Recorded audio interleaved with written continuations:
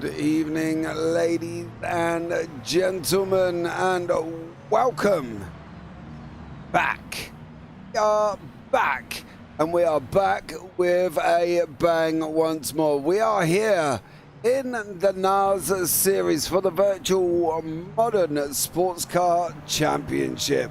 I am James Parfitt. I'm going to be alongside Dara Faka this evening, who will bring us in the all of the action here at Daytona once more. And to be honest with you, it's been too long before we've come back again here as well. And it is definitely one for the masses. We can have a look this evening at the schedule here for this series. We have done the exhibition race. We have got 1.2 hours of Daytona, 1.2 hours of Sebring on 21st of March. There is a very long break between round one and round two. 60 minutes of Long Beach on the 11th of April, and then 60 minutes of Laguna Seca on the 2nd of May. 60 minutes of Detroit on the 23rd of May for round 5. We've got 60 minutes of the Glen for round 6 on the 27th of June, and 60 minutes of Mosport on the 11th of July. 60 minutes of Road America on the 25th of July. 60 minutes of VIR on the 15th of August, and 1.2 hours of Indianapolis for round 10 on the 26th of September, and round 11, 1.2 hours of Road Atlanta. But the track itself here tonight, it is the Daytona Roval. We all know it, we've all been around it, and we've done it in various sports car disciplines here as well. 5.73 kilometers, 3.56 miles, built in 1950. You can see the orange zone runs from the start finish line right the way round to turn 6. That is not an area that they are not going to be able to overtake. They can overtake, but the penalties will be a lot harsher if they get it wrong in that area. Okay, so that's the situation with that one. So they can overtake, they cause an incident, they're going to get a penalty. Right, tyre choices. Well, let's have a look. The Hypercars have got medium, hard, and wets this season. It's got mediums, got wet. 2 choices here as well. They are running the new SGS tyres based off the IMSA tyre manufacturer, Michelin, believe it or not. So we will see how the tyres hold up here and whether or not they're going to be able to go as far as they want to on the tyres that they've got. For the challenges, well, tight track limits, avoid the multi-class chaos, and nail the bus stop. That is going to be one of the things that they're going to have to deal with. Multi-class chaos, and we say that in a way where we've got 32 GT3s on track, 17 hypercars on track as well. Do we all think it's going to go wrong? Well, let's just say it possibly may do here as well. But let's see what happens as we're going to be going now very, very shortly into the warm-up. That gives us just enough time here as well to bring in young Dara. Dara, welcome into the booth, dear sir. How are you? Oh, thank you. And yeah, looking forward to this one. You said multi-class chaos. Yeah, with all the cars, we've got 49. We might see a couple of little instances where some of the hypercars are trying to get through on the GT3s. We see it at the bus stop all the time, don't we? Where a hypercar thinks it can sneak through on the inside, but the GT3 isn't going to allow it. And you can see quite a big airplane crash. But yeah, looking forward to this one. And it should kick off the season in a fantastic way. Yeah, it definitely should do here as well. And while we have got a break in proceeding here, we're going to have a chat with Ross Smith, obviously the man from Storm Gang Simulation, who we do speak to on a regular period every time we've got a race on. Ross, welcome into the booth, dear sir. How are you? Good morning all, and yeah, thanks for having me. No trouble at all. Tell us then, Ross, what are we going into this season? What's been added? What's been taken out? What's the best? What are you driving? And are you going to win the race? Well, I'll answer the last one first. No, but okay. Yeah, there's there's so much to talk about and so little time. And Alec King is in here. Alex been able to actually bring this broadcast into this. So big round of applause to him and Matthew for putting it together. It's really great that we're getting exposure. We've talked about this side of things for from VWSC and like the sister series of NARS on Thursday, and now here we are. People can actually like see it and hear about it and get the stories behind it. I mean, we're always broadcasting locally and doing stuff with it, but we don't always get this type of level exposure. So it's wonderful that they've been able to pull that together. So obviously that's the biggest new thing. I'll try and get through some stuff real quick so we can get Alex in here. But yeah, big changes for this year. Obviously, we've updated all the cars. We've got every manufacturer represented that is racing in both IMSA and the World Endurance Championship. So, congrats to the Storm Gang team, all the testers, all the people who were involved in that enormous effort to do that. Still a lot of work to be done. If you go inside inside any of the new cars, you'll see that there's still quite a bit of graphical stuff that I'll actually be working on with a few other people. But we're hustling through that so that way it looks absolutely gorgeous, giving a lot of great feedback to drivers so that way they can see everything that's going on and really just have a wonderful time, full immersion. Just it's going to be great. So 6 new cars this year, 3 in Hypercar, 3 in GT. We've got the Isotta Fraschini, sorry George, the Lamborghini SC63 and the Alpine A424, and then we've got in the GT field out with the old for the Porsche and the Ferrari 488, and then the new 992 Porsche and the 296 GT3 Ferrari. And then, of course, new for this year everywhere is the Ford Mustang GT3, which looks great, sounds great, and it is the car to beat for sure. I know it's kind of all over the place in the field, but after Autopolis for our test race, it definitely stood out as a crowd favorite. Very balanced, 50-50. It's just awesome everywhere. It's and we've seen it in real life. The car has been BOP'd.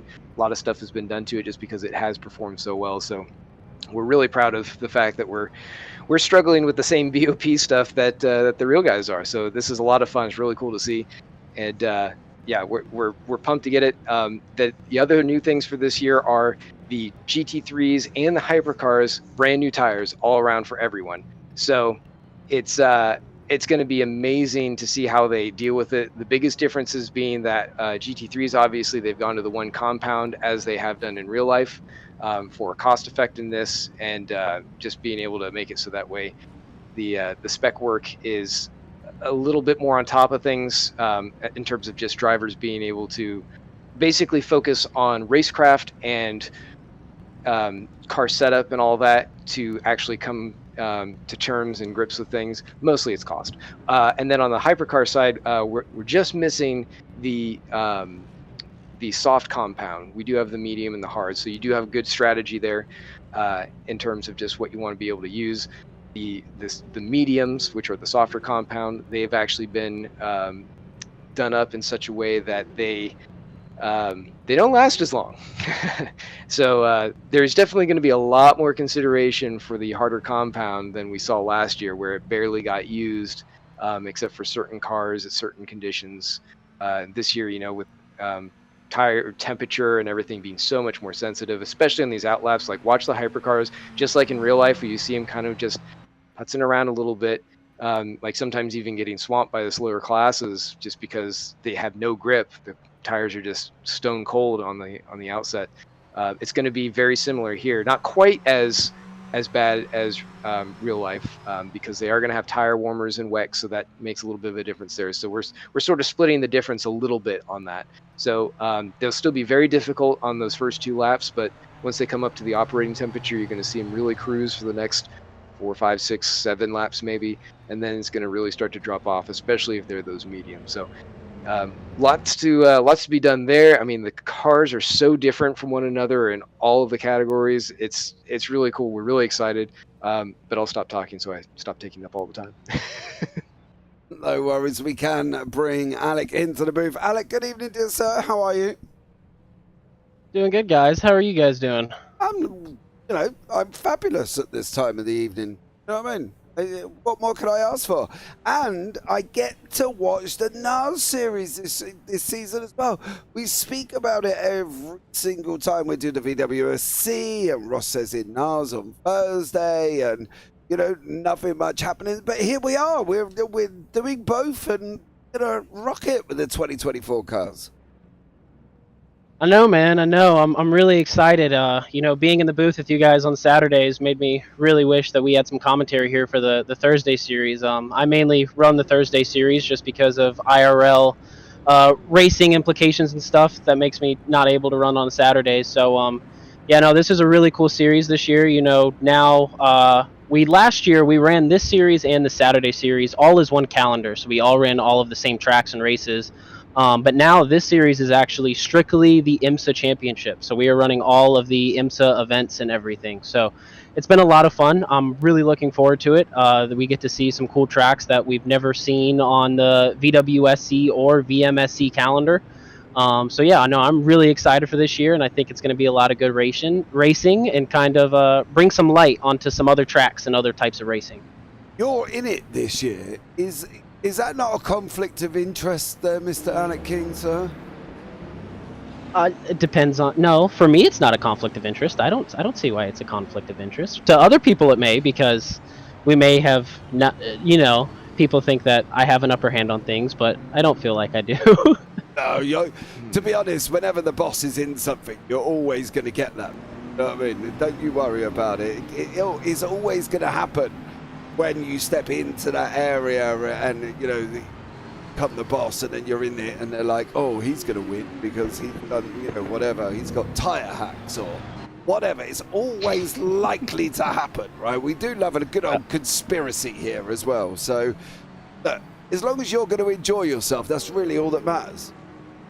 Oh yeah, no, I mean, this is just all for fun, being able to race these cars and everything, and it's just such a good series. Everybody involved in it is great, and I was really thankful that Ross allowed me to get on board with everybody this year and developing the cars. I was able to do some testing and everything, so it was a lot of fun, and I'm really excited for this year. I'm super glad to have you guys on board, and I put it on the front row behind Daniel Kirby for this race, so hopefully him and I can have some fun, although we are having some conflict because him and I are 1-2 in qualifying and also sharing a pit box. So we'll see how this goes. Yeah, I've just noticed that you two are in a pit box together. Now, ideally, on an ideal scenario on that one, Alec, you would have liked to have been next to Ross, right? A GT car, and being able to alternate your strategies. How's that going to work for the pair of you then? It's interesting. Yes, you want to be on a GT, and I actually would have preferred possibly any other hypercar other than Daniel, only because him and I run so close in pace at almost every race we run together that we normally always pit at the exact same time and run the exact same strategy and do everything exactly the same. So now that we are going to be side by side in a pit stall, I have no idea what to expect now for this race. That just threw me for a loop. So yeah, we're just going to manage, put the pedal down, and try and have some fun. Well, that's pretty much all you can do, isn't it? Just try and enjoy yourself and make sure you don't run into each other in the pit box, because not only would that be rather interesting, I'd like to see who's going to get there first. Yeah, that's the main thing, and him and I have a lot of respect for each other, so I'm definitely going to try and be able to get out of the way so he can pit, and I hope he is able to move to the side if I'm behind him so I can pit. So the last thing we want to have is if us are possibly running 1-2 and then one of us have to sit and wait for a minute for one of us to get going forward so we can, still be on the same pace within the race. I'm going to be interested to see how this one turns out here, Alec. You know what I mean? I'm really quite interested to see how you two are going to combine your pit box on this one. Bringing Ross back into the booth. Ross, the work that's gone in over the off-season, should we say, it doesn't seem long ago that we finished the VWSC and now we're back. We've got new cars. How much effort and work has gone into this build, as you such, for what we've got this season? Oh, it's just enormous. Everything from the physics to the testing to the graphics, liveries. I mean, Alex put a huge amount of work in putting liveries on this pack, as well as some of the other ones that he's been doing on the side. I mean, it's just thousands and thousands of hours, laps. It's enormous, and you can see it in the mod. You can see it in a lot of the feedback. I mean, people are really excited. They're exploring the cars a lot, which is exactly what you want, because there's so much inside of them.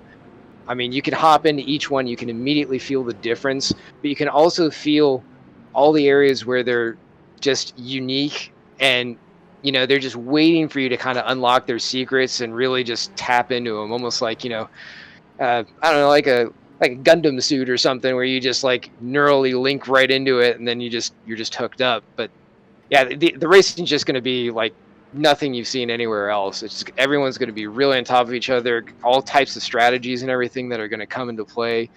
Lots of thrills and spills, and hopefully we'll be able to just have that all the way through the entire season, which I'm sure we will. Are we going to be able to get a highlight reel with incidents, or are we just going to have completely clean racing? I don't think you can ever say you have completely clean racing anywhere. To be honest, it's just one of those things, man. It's racing, so you're always going to have bumps and bruises. It's what happens. But I think we'll have a few highlights, maybe some lowlights, you might say. But overall, I mean, CMS has been a pretty gold standard in terms of just racecraft, race etiquette. I've never, been more excited to race in a league than at Champion Motorsports and with NARS and the guys who come in here. You get such a great talent pool. I mean, everyone from the gentleman driver all the way up to like elite drivers that are running in real life and kicking butt there. So it's just so cool to have everybody on track at the same time and just be in the middle of it all and having fun. I'll be in the middle, probably nowhere near the top, maybe not at the bottom, but it's a long race. We'll see what happens. And you've done a cheeky little car swap this season, I've noticed. Oh, you mean going to GT3? Yeah. Yeah, that was it's a bit of a personal choice. I mean, there's just a lot of stuff happening. The hypercars are very popular. I got some fill there.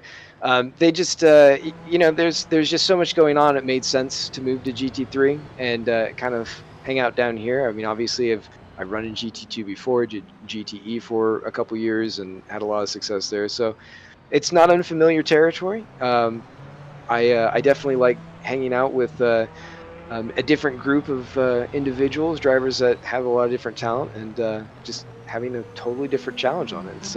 There's a lot of fun to be had in here. Yeah, okay. Is that your real reason, or were the hypercars just too much? Were they too fast for you this season? Well, no driver would ever say anything like they were. But realistically, it came down to more of a timing thing. I really want to spend a lot more time focused on getting the mod updated and where it needs to be, so that way we can release the WSC 2023 into the workshop. So what we ran last year with those physics and everything. And that doesn't afford a whole lot of time to go in and do a lot of testing and development for your own setups, which for these hypercars, they have very specific demands. And if you're not on top of them, you're just not going to be competitive. And not to say that the GT3 crowd is not hardworking or competitive, but it's something where you can actually get into it a little bit faster, and you can kind of find your footing a little bit quicker without as much to move around. There aren't near as many things to consider when setting up the car, so it's kind of like it becomes more of a driver's car, and you can just get in and go. So those are my reasons. I'm happy with them. Are you saying they're easier to drive? They're easier, I guess, to sorry, they're not easier to drive per se. They take maybe a little bit less time to come to grips with. Oh, do you need a shovel, Mr. Smith? Because we could go in. Absolutely not. You can ask any other driver; they will probably agree with me. So they're easier to drive, and they're easier to set up, and that's why you've got in there. Yes. Okay, well, at least you're honest, I suppose, on that one. You know what I mean? At the end of the day, at least you're gonna, if you're gonna upset everyone, you might as well just upset the whole field all in one foul swoop. What do we think from you? What am I gonna see from Mr. Smith in his Lamborghini Huracan? Is he gonna be at the top? Is he gonna be in the middle? Where are you really? What are you hoping for this season? This season, just to have fun. I'm in here with Josh for NARS, so we're hanging out, just enjoying the cars, getting into fights where we can. If it's mid pack, great. If it's top of the field, even better. As long as we're able to finish, I think that's going to be the primary goal, and hopefully have fun doing it. Yeah, absolutely. And the new cars. Have you had much experience with the new hypercars? You know, say you've got the Lamborghini, the new cars that are coming in. I've been asked to call one of the cars. This is the weirdest message. Now, I do love interaction with people who DM me. Please, can you call the Isotta the Risotto Frappuccini? I know. A little bit. I know. It's very bizarre that I do get wonderful messages like this.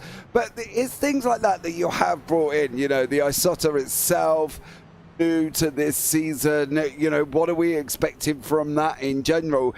Because I had a bit of a blowout earlier on. As I said to you earlier on, I drove all of the hyper cars because I don't want to call them anything else. Otherwise, George will not be too happy with me. But I had a drive with the hypercars, and to be honest, the best one for me was the BMW. Yes, the Fraschini had, you know, power for days, and the Peugeot wanted to kill me, and all of this sort of thing. How hard are they to bring into a mod, Ross? How hard are they to collect the data for it?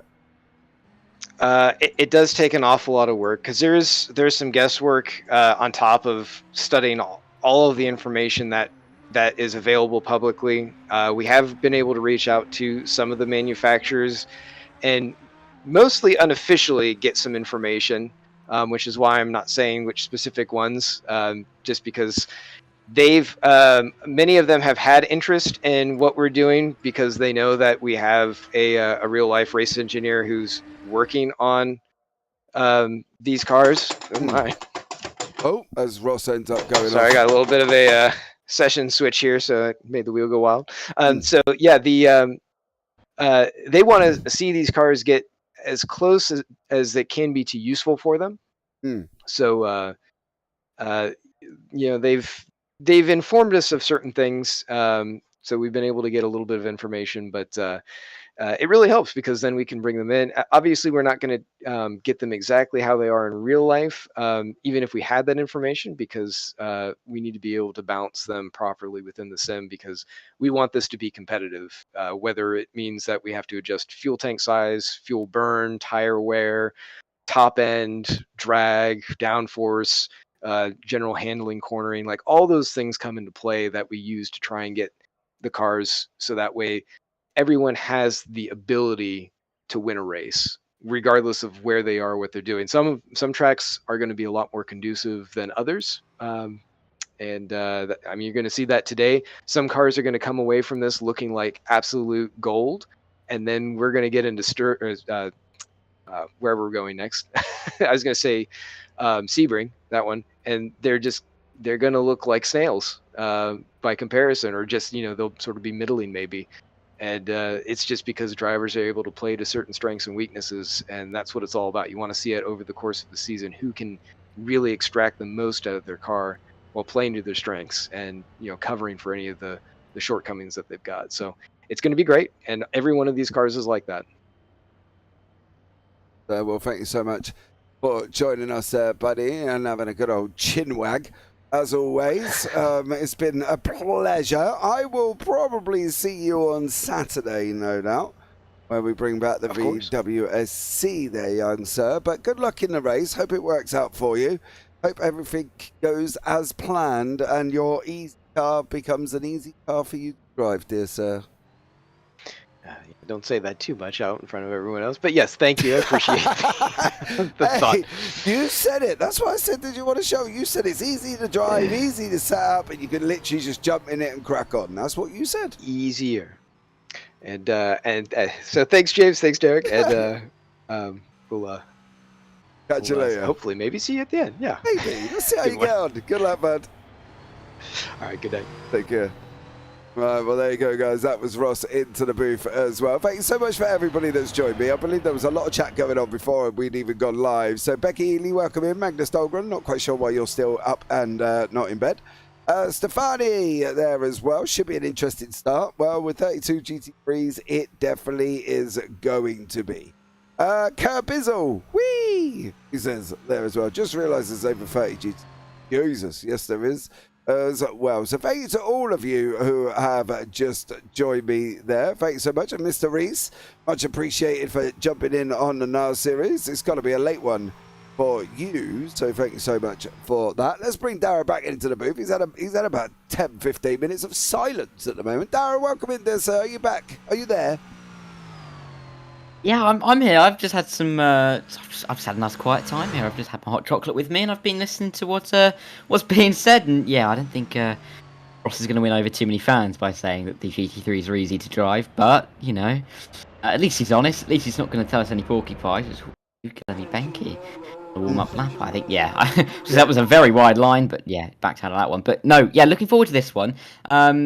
As it's been said in the chat, as we've said whilst talking, 33 GT3 cars. I mean, it's just going to be absolute mayhem. Just the 33 GT cars alone would be a lot. And then you've got to factor in those 17 hypercars.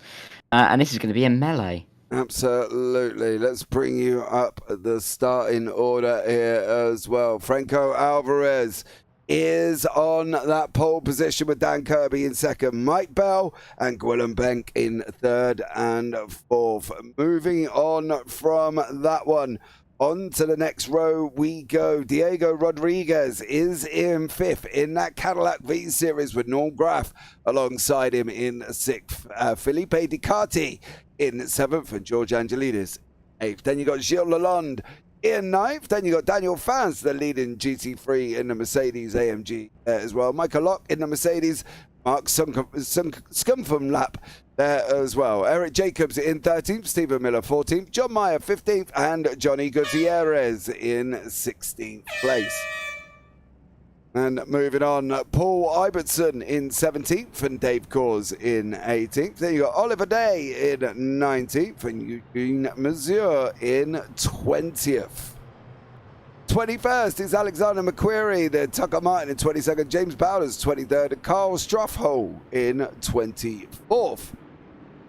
On from there, Jerry Chen in 25th, and then at the back you've got some of the hypercars there. Brian Hall, Lanny Hall, Tom Mountjoy there as well is sitting on that towards that back end of the grid. That's going to be an interesting one.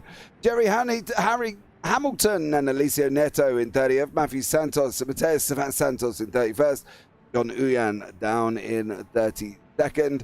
JT Tammy in 33rd, Mike Olsen 34th, Matthew Overton 35th, and Vinicius de Oliveira in 36th place. Moving on, Vinicius Concalves in 37th, Stuart Barge 38th, Ross Smith down in 39th, and James Walker in 40th. And on from there, Gino Bardelli in the BMW in 41st, Josh McLinsky in 42nd, David Anderson 43rd, and Cole McMillan in 44th place. Don't worry, it's not done yet. Philip Stocks in 45th, Ken Scott in 46th, Adrian Rice in 47th, and Tom Nacella in 48th here. And then Alan Holden is the 49th car on the grid. Well, we're going to be up and running. We're going to get racing very, very shortly, guys.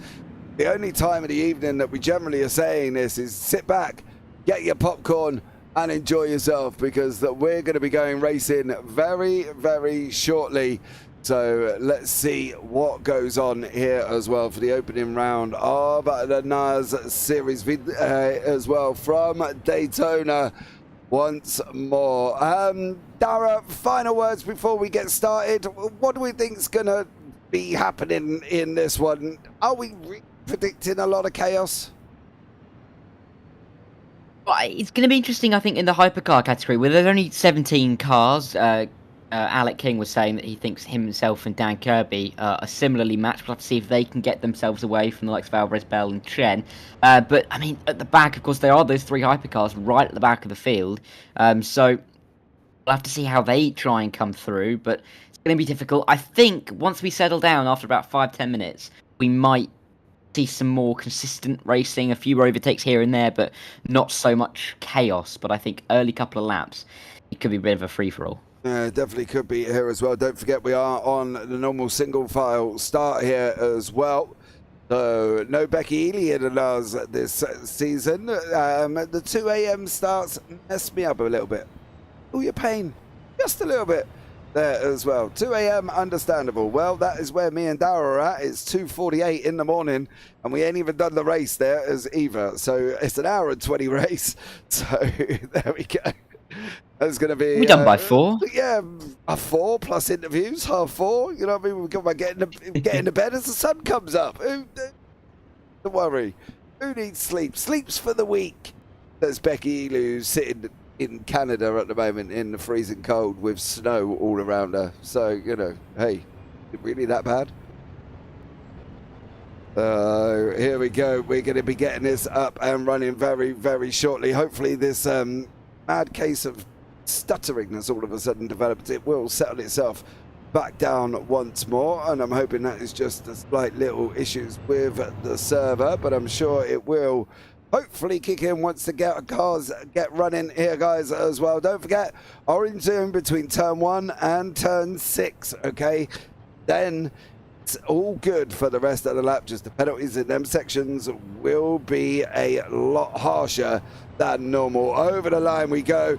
Dan Kirby fires us off once more, and now we are up and running here straight away. And Dan Kirby has done what Dan Kirby's done best. He secured the front.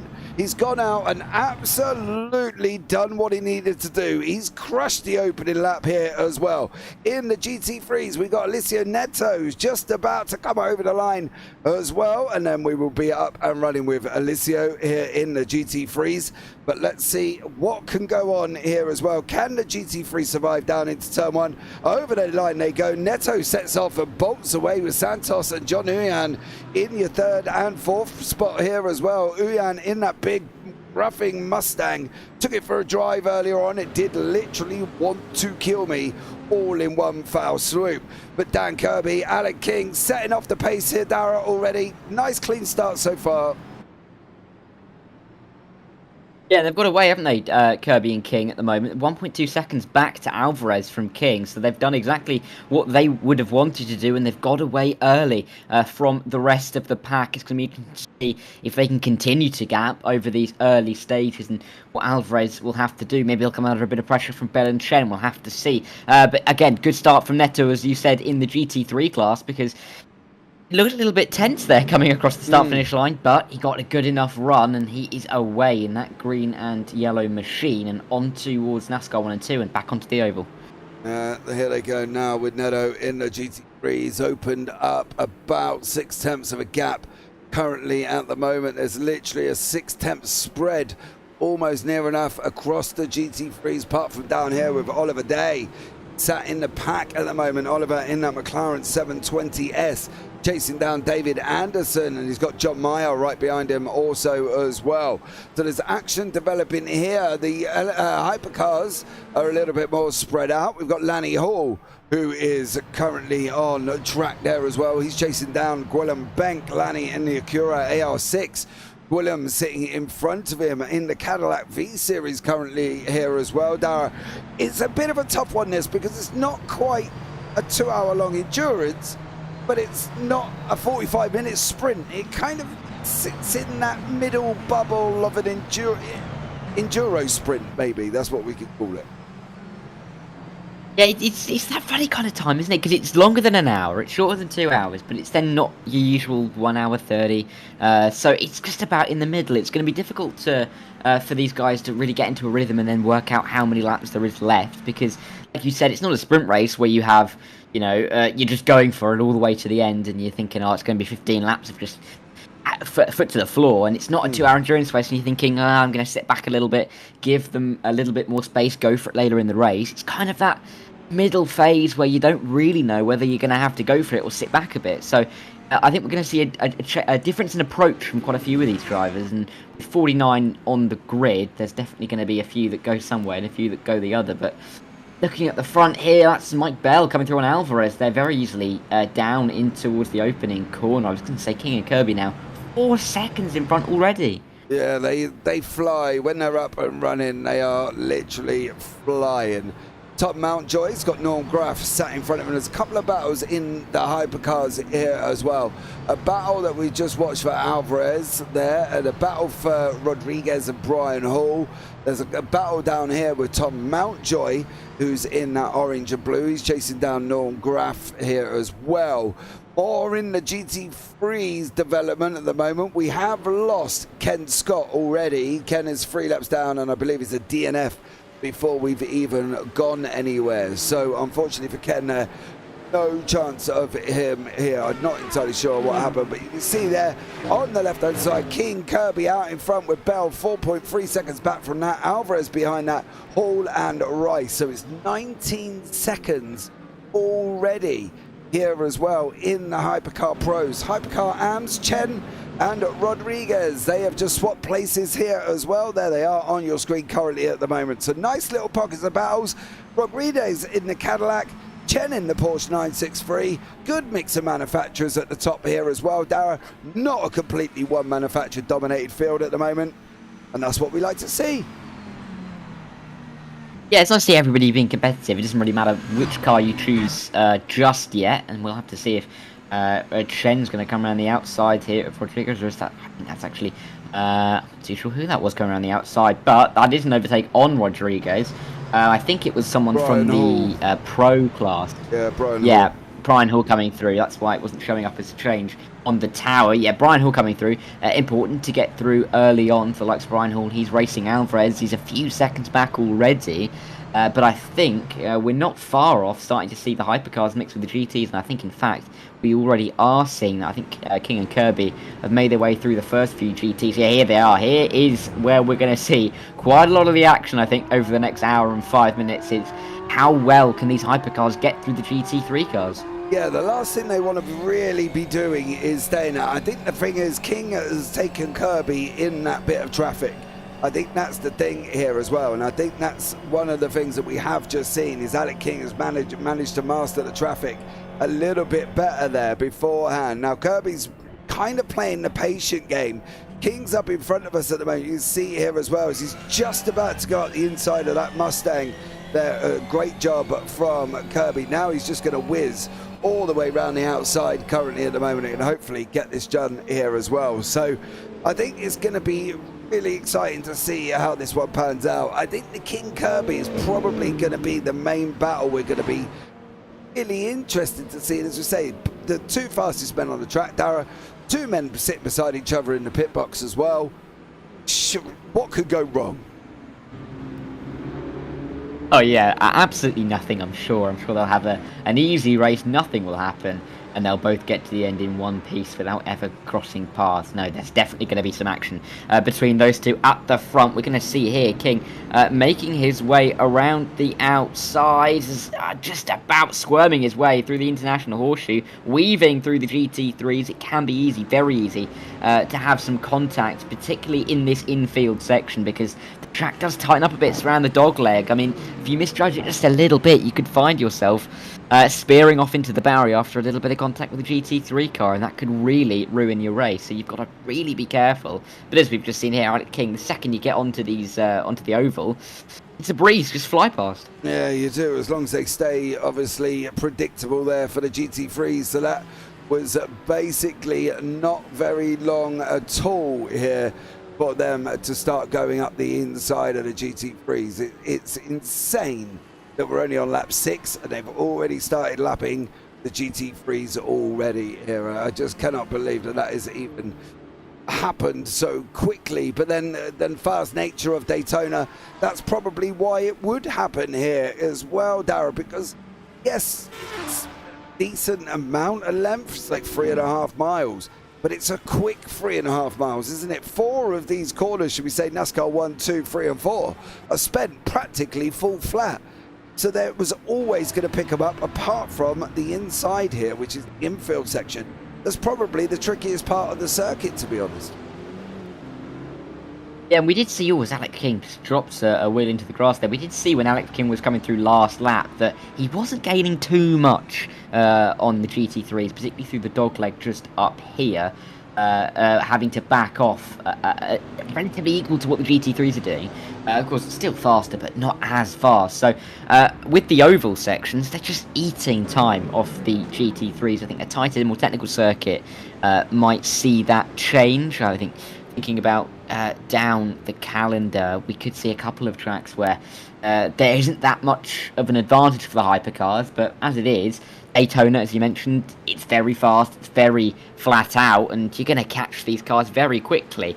But you should be able to, as you said, if they're predictable, they're going to get through, just like Alec King is doing here. There's 1, 2, this is where it could get difficult, though. You've got to slot back into the train, down into Le Mans chicane, I should say. So you just got to be careful about where you make the moves. We often see quite a lot of incidents between different classes happen in that Le Mans chicane where there's just a bit of a misjudgment. Yeah, definitely is there as well. Pick up Vinicius de Oliveira in that Mercedes. Got Mike Olsen right in front of him at the moment here as well. And he's there and going well, they were 3 wide with a hypercar in the middle, but we've got 2 Mercedes here on track battling away. Mike there behind in that Lamborghini Hurricane, chasing down Vinicius Oliveira and Daniel Frass here as well. There's more of the GT3s wanting to get involved here. This is getting quite into a little bit of a train with Stuart Barge at the back here as well. He's on the back end of this train here, Dara. A lot of action taking place down in the bottom end of the GT3s already.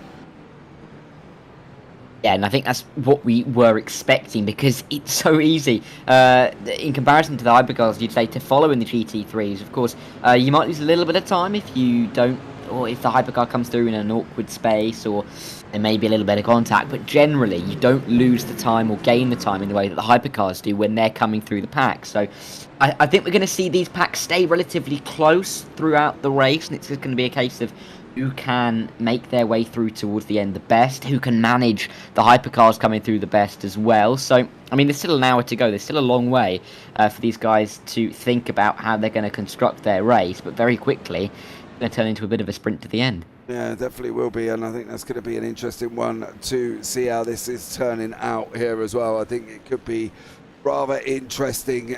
I think the battles, for me, I think are going to be amazing. You know, earlier on, obviously, for my own fact-finding mission, I went bouncing out on R-Factor in the hypercars, and I can tell you one thing, they absolutely sound incredible. The job the guys have done at Storm Gang are just amazing, and especially in this Lamborghini. Just listen for a second.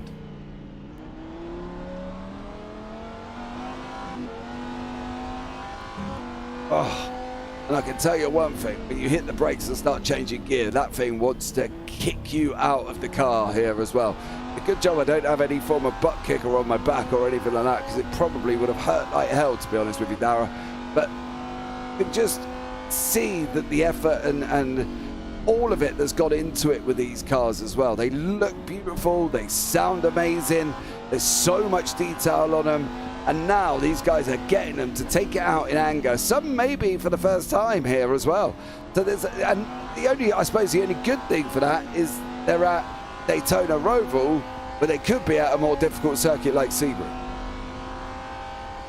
Yeah, it's a track that everybody knows, inside and out realistically. Again, it's not a track where there's too much going on realistically. I mean, a lot of the track is the oval. The road part isn't necessarily the most technical track that we'll go to on this North American calendar. But, I mean, yeah, you were saying that the guys at Storm Gang have done a fantastic job in making the cars. They do look fantastic and they do sound great as well.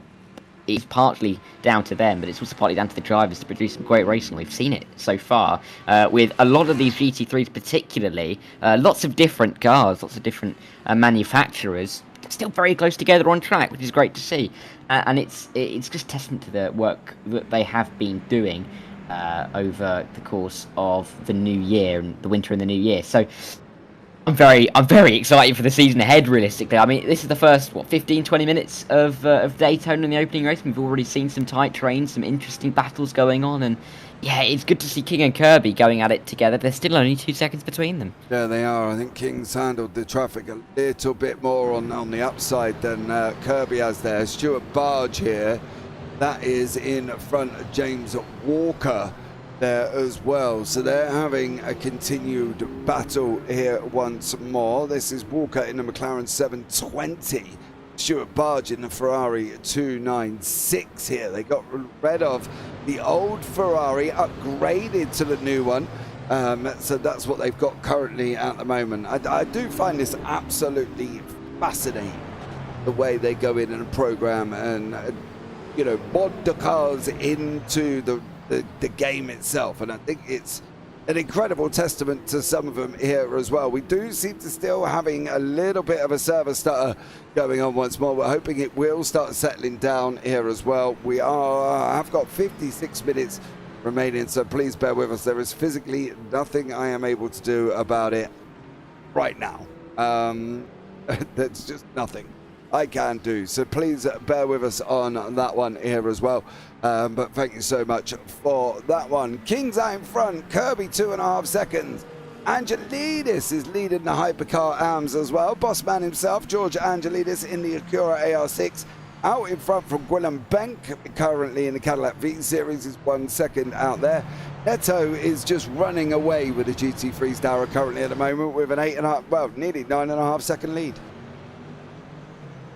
I think we saw in qualifying that we mentioned it just before we started the broadcast that he was something like a second clear of anybody else in the category, which is absolutely just mind-boggling realistically. At a track like Daytona, where I mentioned you can't really gain or lose too much time in too many places, as we see that's Fast and De Oliveira coming together just about. They make it through the international horseshoe, but yeah, not the best line there from Daniel Fast. He may come under a bit of pressure from Johnny Gutierrez, but there is a hypercar coming through as well. I think it's an Alpine hypercar.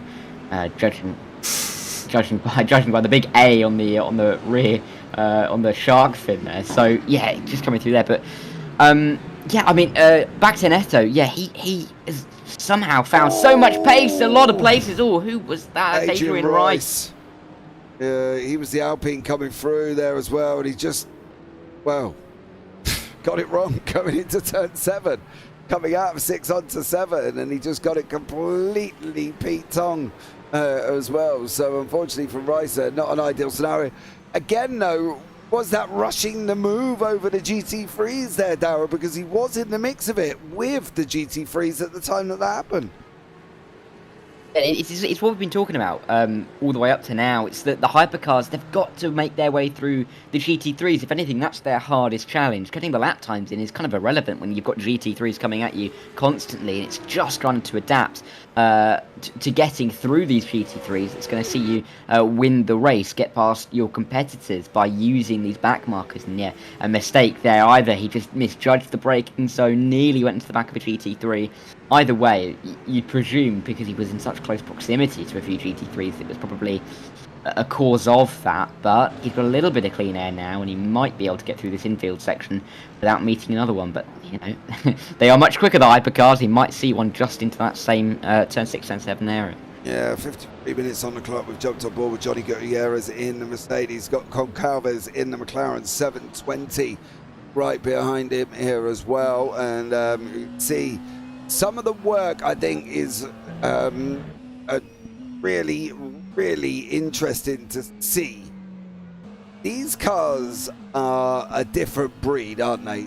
You know, you get into a new GT3 and it's like that new car feeling, you know, and then you're running through the list of cars here, Darren, to try and work out which one's going to work for you and which one isn't going to work for you. These guys are in that specific moment right now, getting used to what they've got underneath them. They've spent time to set them up. They've spent time to go into them, you know, change all the gearing, edit the springs and everything else. They've spent all of this time all getting into the cars and getting them set up for this one moment. How then are they going to cope when Daytona is over and we've got to wait, what is it, 3 months March until the next one? Yeah, I worked it out as we were talking about it earlier. I think it was 9 weeks until the next race. So they're going to have a lot of time to work out what their preferred choice is. And it's often more difficult, isn't it? When you've got so much choice, you don't really know what to go for. You can think of the pros and cons of each. And if it goes well for you, then that's great. That's fantastic. But if it goes badly, you'll then be sat thinking, well, this car would have served me better in this race because of X, Y, Z. And, you know, it can be a little bit more difficult. When there is just the one car, which you do get in some series, you know, people, all right, I'm in that car, I'm driving that car, I've got to exact everything I can out of that car.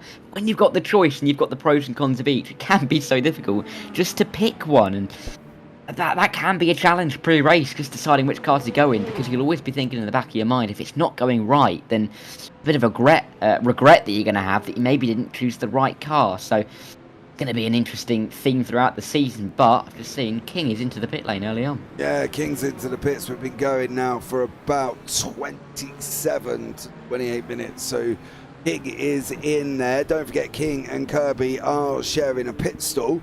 So Dan Kirby, of course, the Hypercar Pro last season champion. He was in the Acura last season. He's now returning in the Isotta Fraschini here as well, or what was it, the Risotto Frappuccini here as well.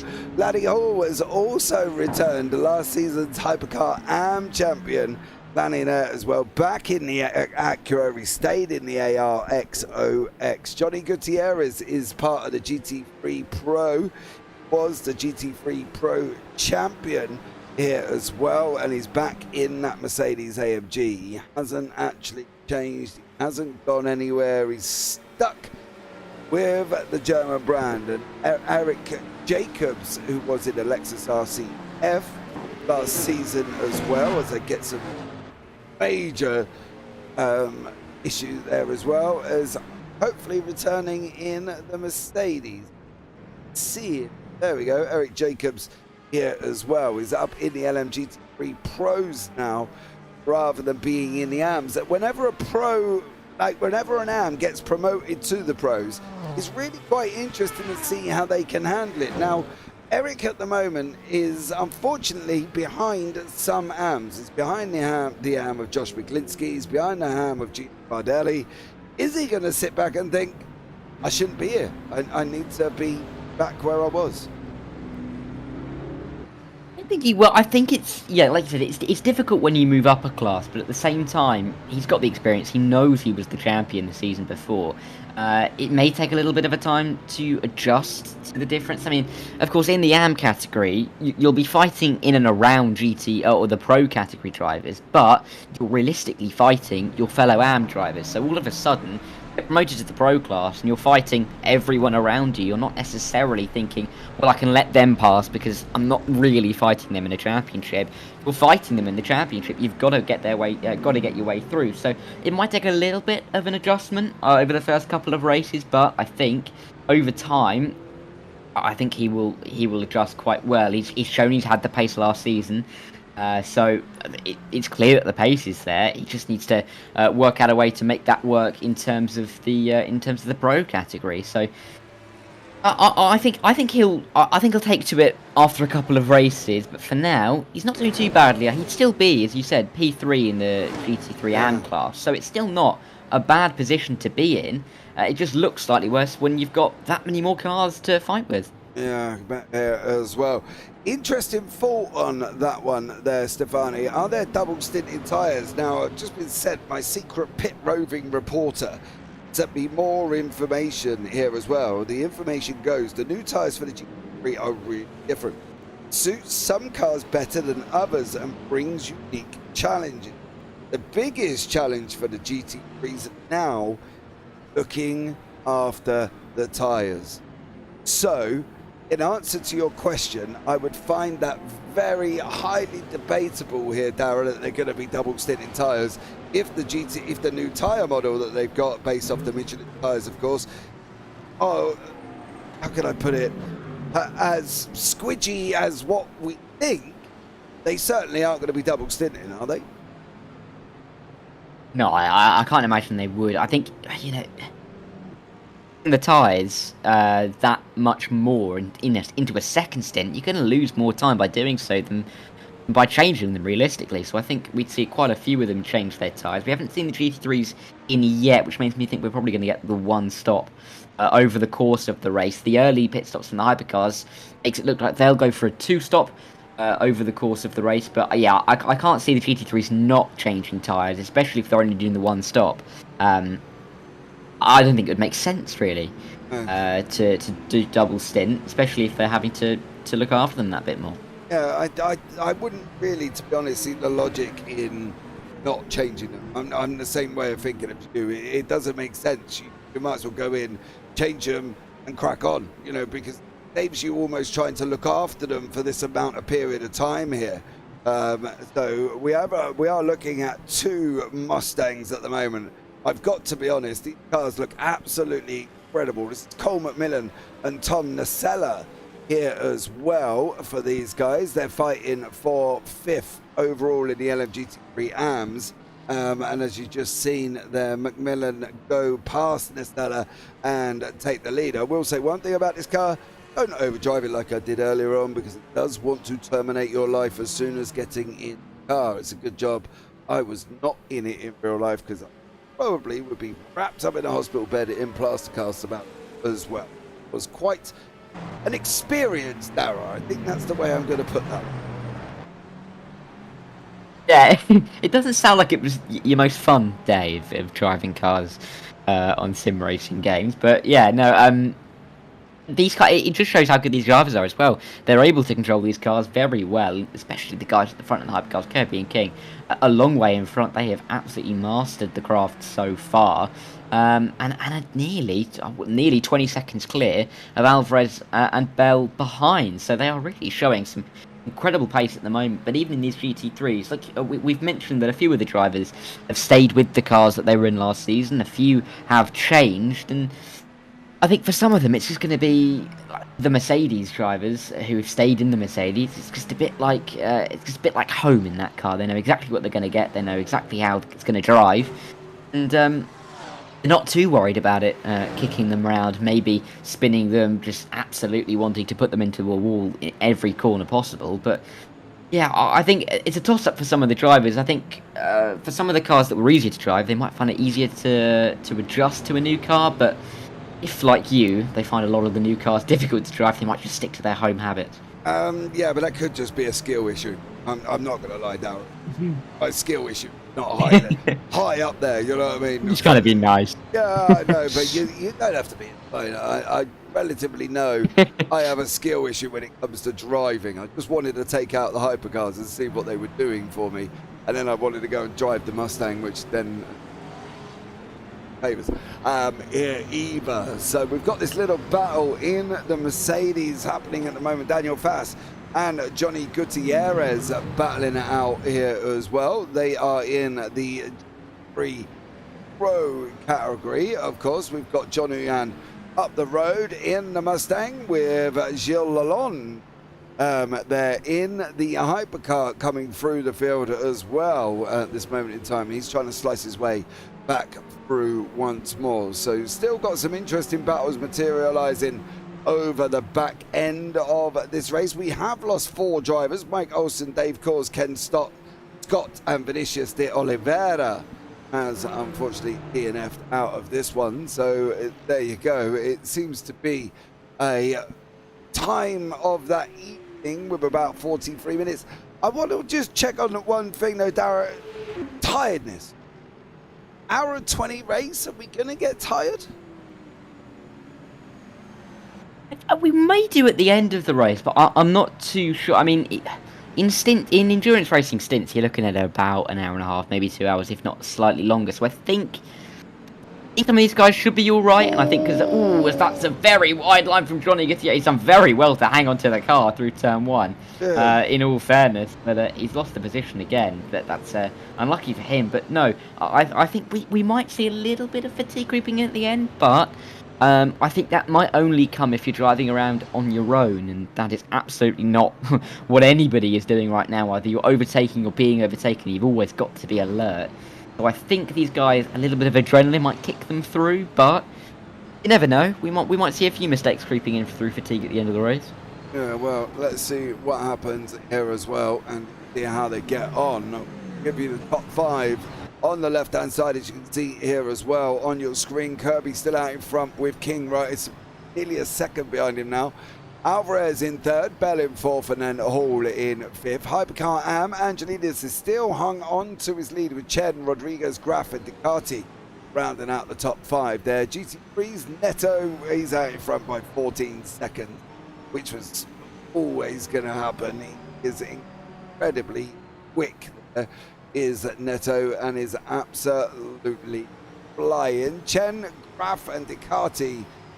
Santos, Tammy, Locke, and Ugan are your top 2, 3, 4, and 5. And then in the Jams is Bardelli, Day, Strauhal, and Macmillan. I want to pick up on Jerry Chen here. At the moment, he is in 3rd place in Hypercar AMS here as well. And I believe battling with Diego Rodriguez in Jerry Chen. So Chen's trying to clear Rodriguez for this 2nd place in the AMS here at the moment, Dara, and this could be a great little materialization with 14 minutes on the clock. This is where you can use the GT3 cars to try and find a way through. If Diego Rodriguez gets a little bit caught up behind a hypercar through this infield section, which he's not done up to this point, you can try and slip your nose down the inside and make the move when he's not really expecting it. So he's in that range where he is just lurking around, waiting for a little mistake, but wide in turn 6 there is not going to help him out until he's lost another 6-7 tenths through there. So maybe dropping off the back a little bit, but if he can regain that time, he is in that window to try and find his way through when they're up to the back markers. Franco Alvarez here as well. He is in the Porsche 963. Got Mike Bell in the Lamborghini right behind him. The G3s have started coming in for their pit cycles as well. They lasted a long old time, Darren, nearly practically 40 minutes, 5 minutes for some of these G3s. But the question is, though, is that they've lasted, because what we had about 1 hour 15 on the clock, I think, so 1 hour 12 or so, so they've lasted just over half an hour, but are they going to be able to get to the end? That's the question, because this first stint, or the first stint's going to be shorter than the second stint, so, you know, that's going to be an interesting question if they have to extend that second stint a little bit longer. The fact that a lot of them are in makes you think that it should be fine. That might be something you have to look at the end of the race. Exactly. If they get to the end there as well, as I say, it's a big thing for tyres in the GT3s, so it will be a big surprise if anybody manages to double stint these tyres. As you say, might as well change them. Everybody's going to do the same. You have grip through your next stint, and you'll be able to go again at the end, towards the end of the race that haven't changed their tyres. You can see Gutierrez, Walker, Frazes in the pit, Stroll, McMillan and Day are all in the pits as well. Smith's just coming to the pits once more. So great little pockets of action here as well. The Seller is still down here at the moment here with Miller, I believe, who is behind him. And the Seller, they're coming into the pits with James Bowders. So in pits as well. Some more pit stop strategies taking place here, Darryl. Would you look at saying that definitely I think the hypercars have got to pit one more time, but do the GT3s, are they going to get to the end? I've got a funny feeling if they've already gone, what was it, 1 minute, so it was a 1 minute, take 1.2, I reckon they should be able to get to the end. Stop. They probably should. We might see a couple of late race tyre drop-offs, because complete fall-offs, like last lap or two, from some of the drivers that pitted that lap earlier. But I think they should. They should be fine. We see JT Tammy now coming. He will definitely be fine to get to the end because he's done more than half of the race up to this point, or just about half the race, just to get to the end. So I think he will be absolutely fine. But you know, maybe a slight question over the rest of the GT3s. I'm sure they know exactly what they're doing. But they that's a spin into the Le Mans chicane. I'm not too sure who that was. Lanny Hall. But I think it was a hypercar. It may have been Lanny Hall there, where he went off.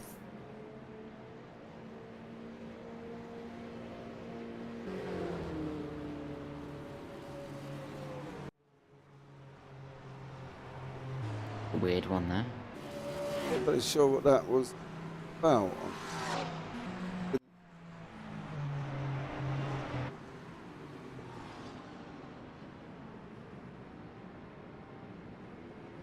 Very bizarre there from Lanny Hall on that one. So May have just lost the car in the first part of the chicane. The car maybe bottomed out slightly and just rear end left him. But yeah, a bit of a weird incident. He's coming into the pit lane either way. But I think back to your point before, hypercars I think definitely have another pit stop that they need to do. I think they only went about 25 minutes or so on the first stint, so there was no way they were going to get to the end. So I think they've got one more stop to come. But now Kirby and King are right together. Oh, there was a bit of lag there because I think that was King just driving through the wall, but he wasn't doing that, of course, as they run into the Le Mans chicane, getting very close together. We might see a move for the lead shortly.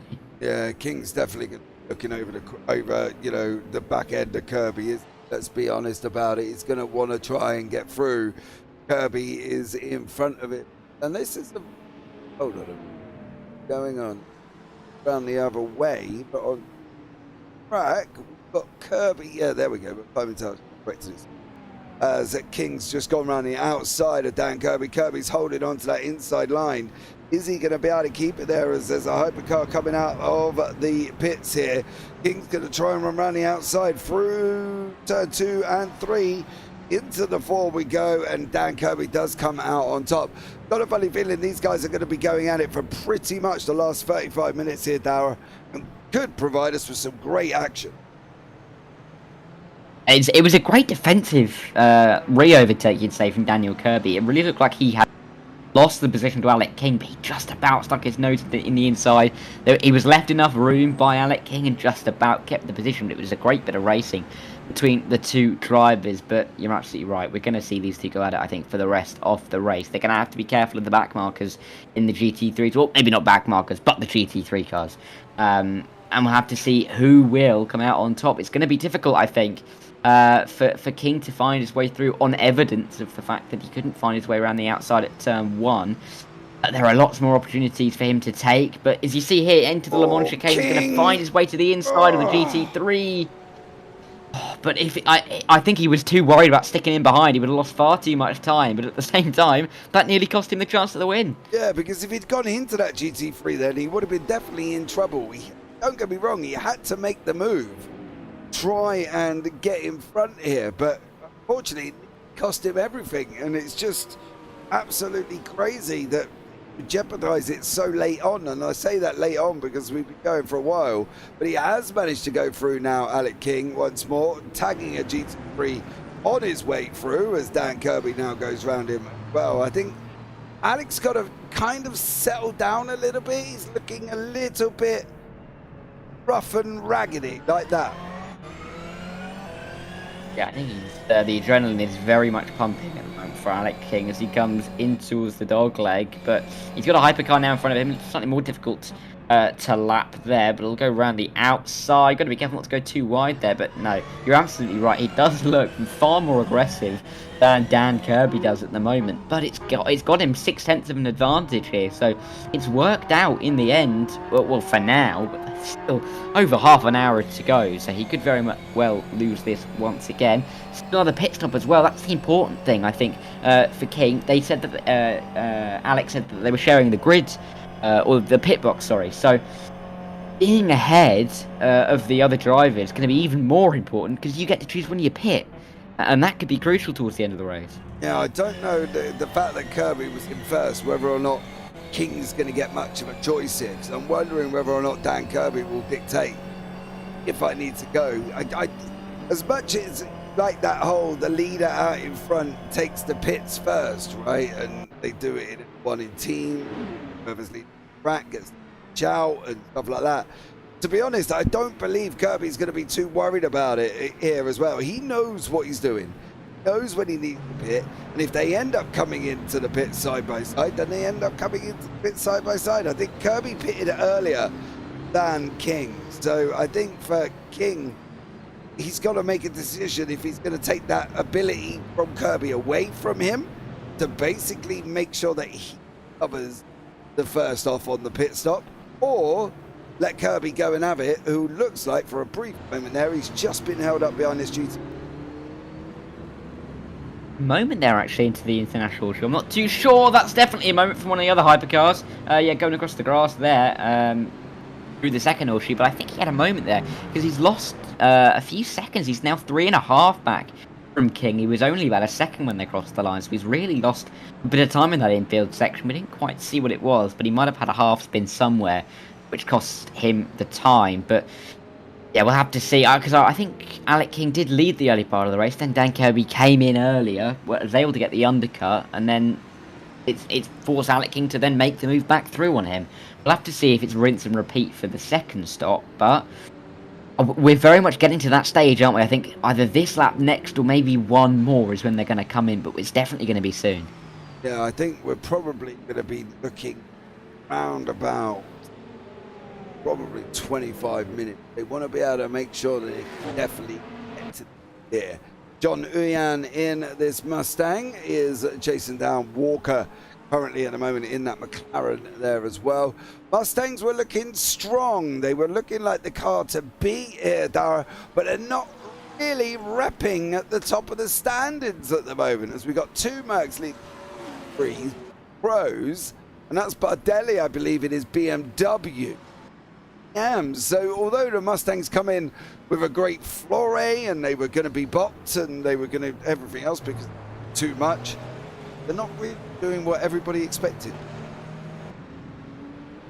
No, they're not, but you'd have to say, I mean, the BMWs are good at the, sorry, the Mercedes, I should say, have done well. I mean, they're a good car for acceleration. I mean, you know, through this middle section out onto the back straights, getting good acceleration can be important, but you'd say that straight line speed might be a little bit more important around a track as fast as Daytona, but either way, Sherry Hamilton's going very, very slowly through this infield. He's actually getting overtaken by a GT3.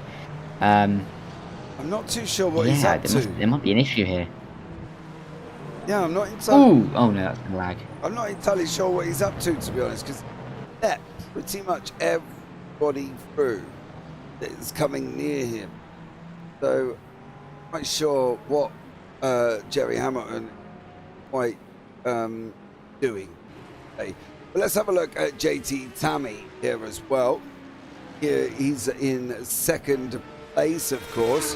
Once more is JT Tammy, and he's battling away with Mateus Santos, swapping backwards and forwards here for second in class. Dara at the moment, JT in the Lexus. We've got Mateus in the Mercedes. Coming into turn one. Side by side, nobody wants to give this up. They're going to be side by side as well through turn 2 and 3. Into the horseshoe they go. They're still side by side. They surely aren't going to be able to run the dog leg like this. This is going to go. Oh, he's pushed him out onto the grass. Oh, and a good battle comes to the end there. I was about to say how great that battle was, and then JT Tammy just got shoveled onto the grass, and I think he was flashing his lights in frustration there as he was bouncing his way back onto the track. But it was a great battle through turn 1, 2, and 3 on their way down to the international horseshoe. I didn't think they'd be able to go side by side through there, and it ended in dust being kicked up on the rear end of that Lexus. But yeah, unfortunate there, but a good battle all the same. I'm sure Tammy will come back a little bit more as we work our way through. But we look at this battle now for P7. So, you know, that battle may have ended. This battle's just getting underway between James Walker and Johnny Uyan. One on the McLaren, one on the Ford Mustang. And they look very different, don't they, these two cars? But seem equally as fast, and I think we might see Johnny Yang go for a move shortly. It's quite interesting when you look at the design of these, because the McLaren looks like he's made for racing. It's got that low front, it's got that slope to it, it's got curves that, you know, some women would die for. And then you go to the Mustang, and it looks like a house brick on wheels. You know, it's just there. It's just this chunk with a lump in the back, a wing stuck on it, and a body kit, and said, right, go race. You know what I mean? And that's the difference between them. You've got sleek, stylish, sexy-looking McLaren, and then you just got the lump in the middle. And it's amazing that it's able to do what it can do on a racetrack when I can think about it, because it's not a light car in general, you know. And think, how are you still managing to do what you do? You know, it weighs 1,315 kilos, and that's just absolutely insane. But when you look back at the weight stats, though, the McLaren 720 weighs more than the Mustang, but the Mustang looks bulkier of the two.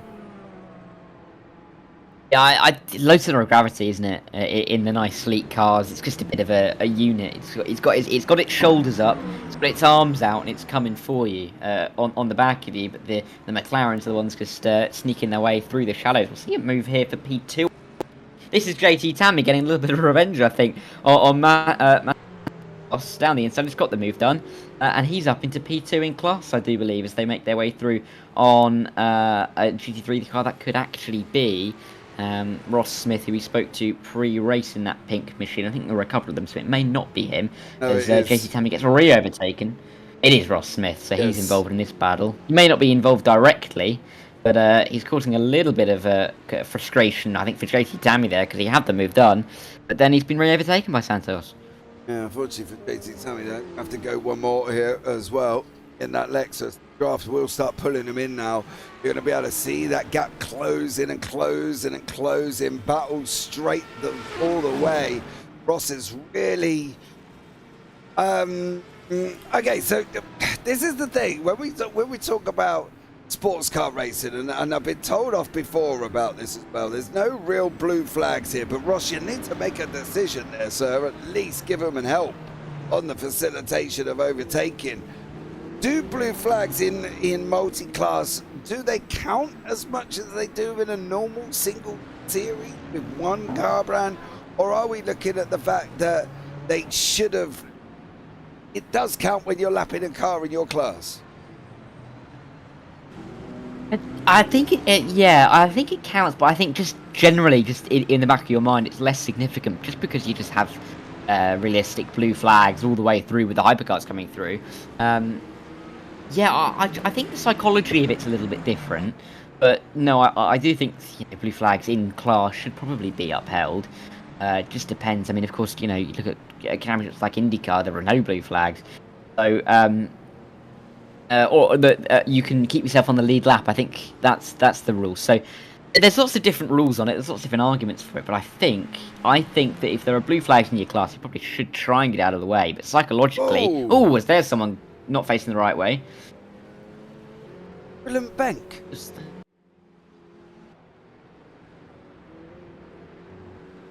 May have been Willem Bank facing the wrong way here.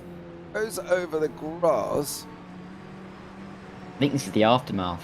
I think this may be a live picture. Gone off already there, hasn't he? So we need to go back a little bit further.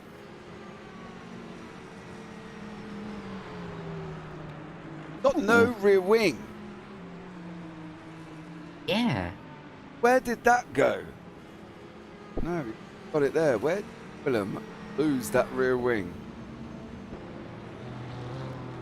He hasn't... there it is. That'll be where. That'll be where. And then, of course, when he was sitting there on going down, downforce kicked in. Fortunately, his rear decided it wasn't going to do what it needed to do because it wasn't there in the first place. So, unfortunately for Willem Bank, not an ideal scenario there, Dara, either. The rear wings are quite important on a hypercar, especially when they're going at the speeds they're going at. Yeah, you kind of want all the composite parts to your car on it to make it go as fast as it should be, and yeah, that actually showed the consequences of not having a ribbon on your car, and you just lose your rear end, go round, and you're gonna have to pit for some quick repairs there, otherwise you are absolutely done in the race. And I think his chances have definitely vanished with that moment, but. You know, long season, 11 rounds. Yeah, I think we lost all the way towards, I think it's October that we finish on in. So it's a long season, lots of opportunities to recuperate those points, and I think he will probably come back stronger at Sebring in 9 weeks' time. It is a very long break, isn't it, between race 1 and race 2, but a lot of time to mull over, get some practice in, get know what car you want to use, and then execute it in the race. 1.2 hours again at Sebring, but yeah, lots of stories I think that are unfolding. I think Neto in the GT3s, we have to see if he can carry his dominance over, and Kirby and King as well. We have to see if they can do the same. I know that Kirby is 22 seconds ahead of King. Now, is that because maybe King took tyres, for example, in the pit stop, or that does seem like a very big gap that's opened up? Yeah, I'm just wondering if that is part of the pit stop cycle, and I'm wondering if these guys are going to end up coming back together. However, Kirby hasn't gone do some search again. Kirby has pitted twice, mate. King's pitted twice as well, so anything where neither gentleman may have been involved in anything untoward. Kirby's come out in front, and like he's nailed it, to be honest with Dara here on this one, and King's lost a big old chunk of time somewhere. It has been a mistake, presumably. I mean, 21 seconds is a massive amount of time to lose. But he must have made him. Oh, actually, thinking about it, when we saw Denk have that spin, there was another hypercar that kind of was facing him when he had that moment. Could that have been Alec King there? It's possible. I mean, it's possible. Unfortunately for Gwilym Bank, it was a bit kind of tied up there as well, wasn't he? So yeah, not entirely sure on that one. To be honest with you, I think King may have just lost time. I'm sure we'll find out a little bit later on as well. And yeah, I think King possibly was on the tyre change there, and Kirby might have doubled. So it's possible that Kirby has doubled up his tyres at the beginning as well. And poor old Gwilym Bank, he has got his rear wing back on now as well. So his rear wing has been repaired there, Stefani. Thank you very much on that one. But unfortunately, is a long way down as Gwilym Bank here as well. George Angelidis still leading the Hypercar AMS by 34 seconds. Kind of gone about his business a little bit sneaky here today. He hasn't really got, hasn't really been involved in much, has he, as George Angelidis?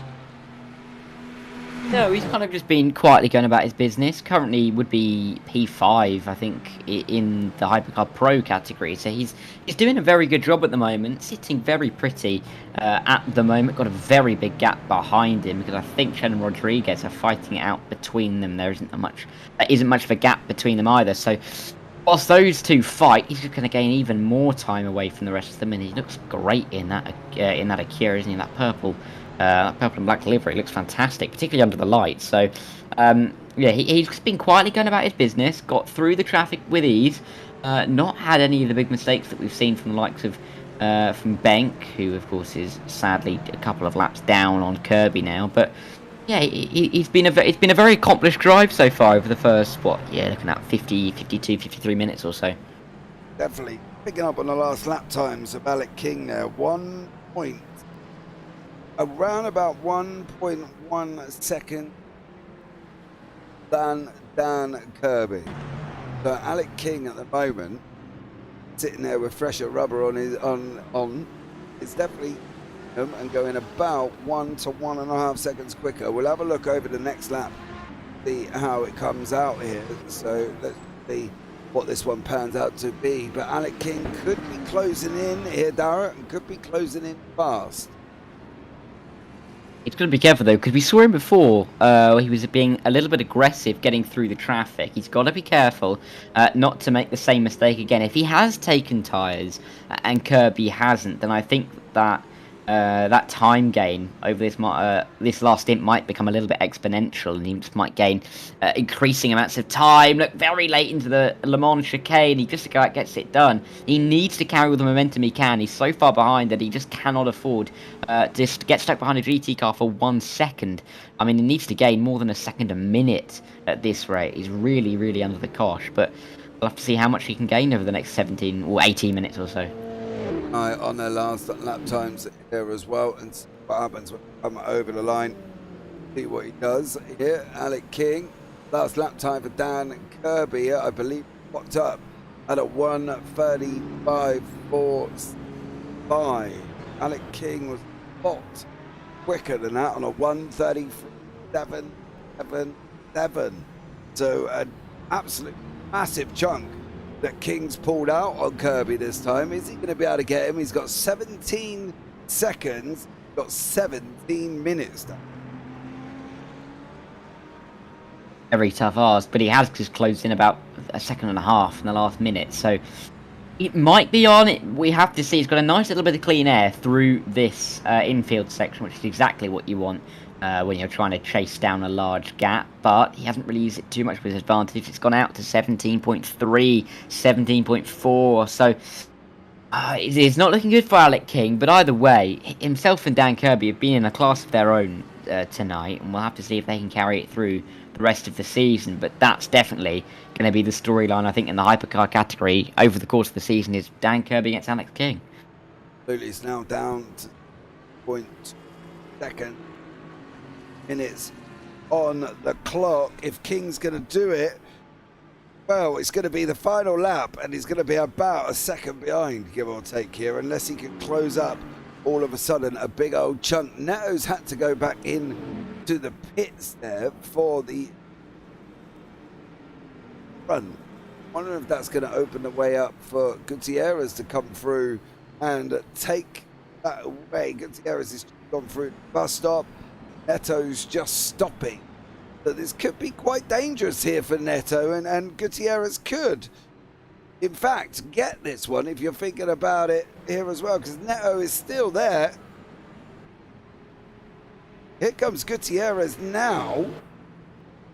Surely, I think that's the pit entrance. Neto's on his way out. Easily. He has got him, yeah. Gutierrez did get him in the end. So, and James Walker nearly got him as well, but Neto's a little bit further. Oh, I'm saying that, Neto's still in the pit lane, and that is a 37-mile-an-hour speed limit. It is dreadfully, painfully slow, and Neto's going to lose second to James Walker as well. There's Neto on the right-hand side. There's James Walker. What about Concalves? Is not far behind there either. JT Tammy's a little bit further back, but Concalves and Neto are going to finish it. Not very far apart here, especially as the fact that Neto just had to go into the pits there, Dara. If Neto has fresh rubber on, he is going to fly over the next 15 minutes. But he's losing out with the cold tyres to Vinicius Goncalves here. Oh no, that's not him. This is Alicia Neto, sorry. He's having a lovely drive, trying to get through on a hypercar. Oh, that is the hypercar. We've seen him have a couple of incidents. Yeah, he's had a few incidents, I think. We've seen him spinning around a couple of times, but Alicia Neto, how quickly can he try and gain back to Walker here? He has shown lots of pace all night long. If he's got fresh tyres on, you'd think he'd fly past Walker. It's just a case of, can he get back to Gutierrez in the lead? Oh, it's 10 seconds. He's got about 10, 11. So it's going to be a bit of a mission for him if he does do that. He's almost an Alec King, Dan Kirby 12.5. King last time out 33.6. Kirby 34.9. 1.3 seconds for Alec King here as well. And to be honest, Neto's got to do exactly the same, I think. Got to pull seconds and seconds out of him, because otherwise he's not going to get there in time. Exactly.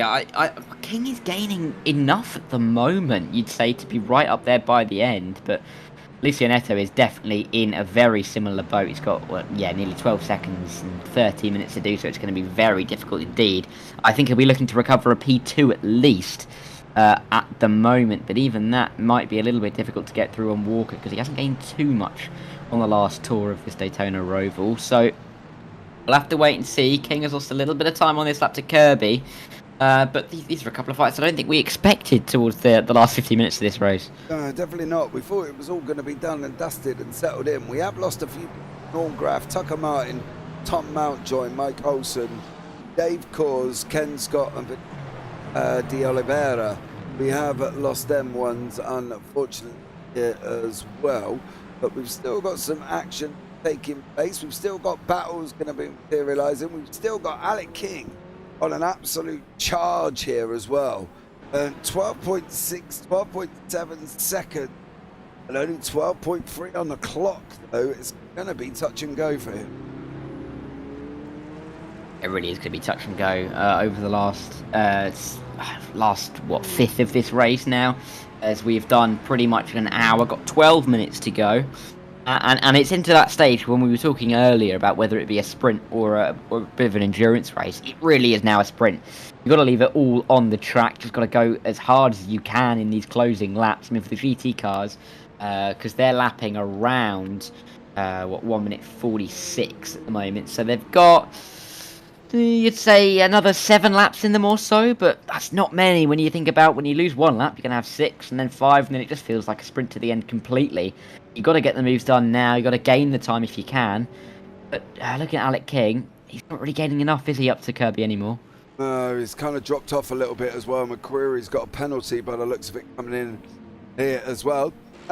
Sprint Jura. Stefani, though.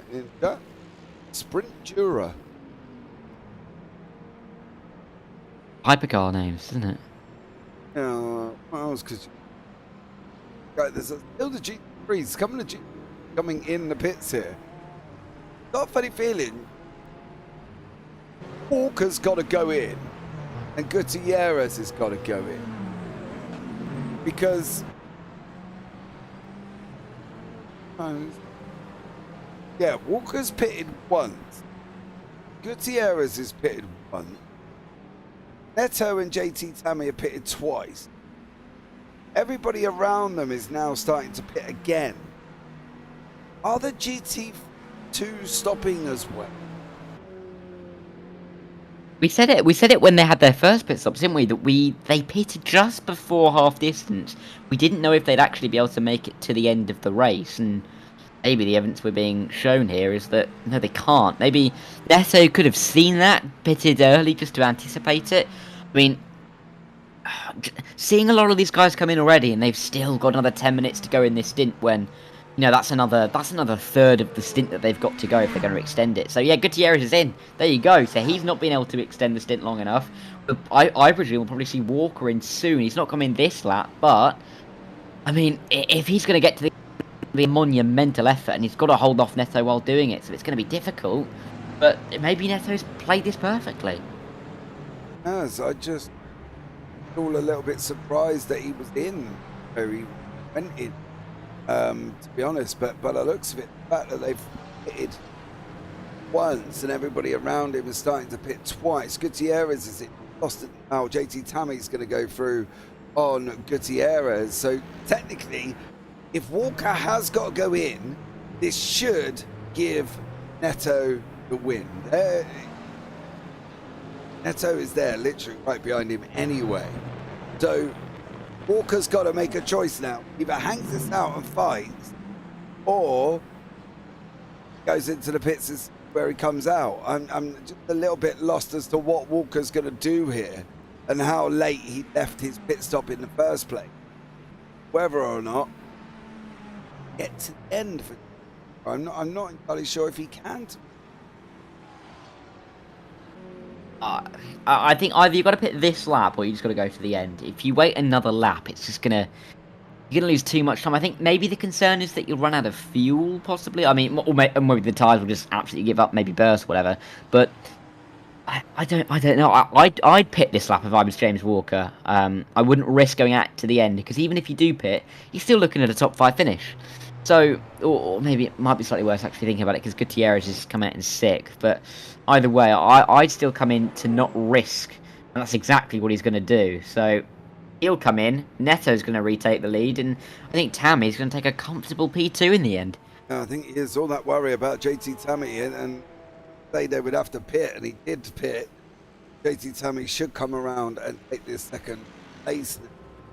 Just stopping. Actually, I think it's just about as close as compilation about landed in your box there. JT Tammy has got himself back up in second place. Great job from JT Tammy. You can see there Kirby still winning the battle once more. King's in again.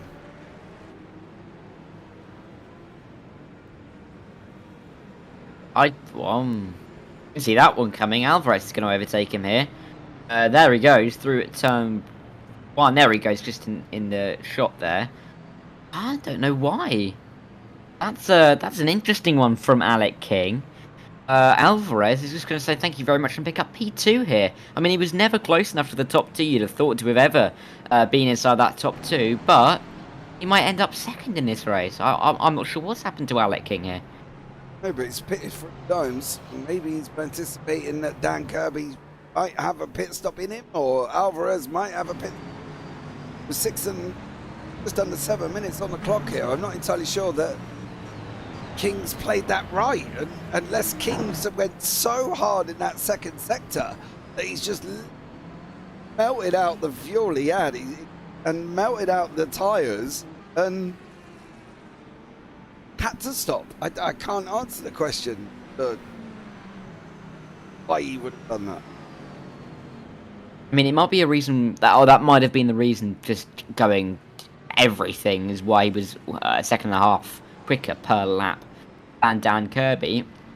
But we'll have to try and find out after the race. He's going to try and get through, flashing the lights here on another hypercar as he makes his way through, lapping into the Le Mans chicane. Does that relatively comfortably, but 11.5 seconds behind Alvarez. 6 minutes to go. That's an impossible task, surely. Maybe it is, but Alvarez is. Or is it? Coming in. So are we saying then Hypercars 3 stops? Even Mr. Reese put that thing emoji. It's like, I'm not totally sure what's going on here. With some very late pit stops from some very surprising, because at the moment we're looking at GT3 are 2 stopping and the Hypercars are stopping. I didn't really have that one written down on the bingo card, to be fair. Before this race, Kirby will stay out. But yeah, maybe there's a little bit of a worry as they make their way into the final laps here. I mean, what you're looking at? Oh, was Kirby rear end sliding out? Oh, that would look dangerous. But he crossed the line with about 5 minutes 20 left, lapping at about 1 minute 30. So 4 laps to go then for Dan Kirby. As it stands, we'll just have to see how it plays out here. I mean, King is a minute behind. Realistically, without a pit stop, Kirby should have this wrapped up. It just depends whether he needs one for fuel or not. I think that's the thing. I know there's a conversation going on there as well about the fact whether or not the Hypercars are stopping for splash and dash. It may seem to be the case that might actually be where we're at with it. But Kirby can now afford to come in and get that splash and dash, and I don't think he's going to be under much trouble from Alec King behind him, blatantly honest. I think George Angelidis and Jerry Chen are still going at it. Jerry Chen now leading the Hypercar AMS here as well. Angelidis stops Jerry Chen's on 2, so if the norm is going to be happening, Chen should be going in at some point, or going to run the last 3.5 minutes here, Dara. There's some very confusing Confused strategies at the moment as well with what's going on here. Yeah, I don't think we didn't really see this coming, did we? We thought one stop for the GTs, two stops for the hypercar. Everyone's hunky dory. They'll get to the end. Everything's fantastic. But we do see Dan Kirby into the pit lane. Yeah, could we see a masterclass here by Alec King? We'll have to see how big the gap is when he comes out. Of course, he's still in the pit lane. I don't know if he's actually... yes, he has been in his pit, but I think he will come out very much clear of King here as the time just closes and closes and closes. He trundles down the pit lane. What is it, 37 miles an hour down there. Alec King, he's absolutely nowhere near, and Daniel Kirby's coming out of the pit lane. So he will cruise his way out back into the lead. But was that question, wasn't there? I mean, new cars, of course, with the new, well, the cars have been redone a little bit in the simulation. Maybe some unexpected things happening with the cars by the drivers, but either way, it's caught us a bit unaware, isn't it? Yeah, it definitely has. Looks like Jerry Chen and George Angelidis just had a little bit of a moment. I want to try and have a look and see if I can catch that. Do so. Coming into turn one, Chen's on the inside. Angelidis goes very, very wide. Chen goes even wider. And Chen does manage to hold on. So it was a bit of both there. On that one, where they were both had a bit of an in-deep story with turn one. They saw that the outside of the track there is tarmac and thought, yeah, that'll do. That'll be my racing line. And let's go. Worked out for George. But yeah, if there was grass there, I don't think they'd be as pleased with the lines they'd taken, but it's worked out eventually. But I think, depending on where Dan Kirby, that's an American there. Sorry, Dan Kirby. I think we're going to have one more lap when he finishes this one. He's just coming towards the line now, I believe. So yeah, we'll have one more lap to go. And yeah, it's going to be a bit of a victory lap for Daniel Kirby because he has dominated this race in the second half. Yeah, seems to have carried on from where he left off, didn't he, last season? That's the thing for Dan Kirby. Taken a hypercar and he's just gone and absolutely smashed it. You know what I mean? And done incredible again with it. You know, he knows he doesn't have to rush. Ah! Oh, that could have been what it is there as well. But I definitely thought Kirby was going to have a moment there. Angelidis seems to have wrapped up the hypercar rams there. Neto is pretty much a shoo-in. And McClinsky in the AMS come from. Expecting that one. Ross Smith was right. He's down in 14th.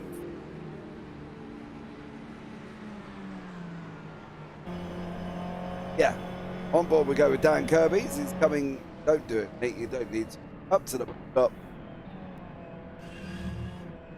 For what will be, Dara, the final time here. And he's driven so well. There's no words for what you're looking at with, you know, Dan Kirby. I watched him in the WSC that's taking place Saturdays. He had literally, you know, some bad races, and then he went and won 6 races on the bounce. Going to open up his NARS account with the first victory of the evening as well. Dan Kirby, well, the winner of the 1.2 at Daytona in NARS. Absolutely stellar job from him. No words for Dan Kirby. George Angelidis has come over the line.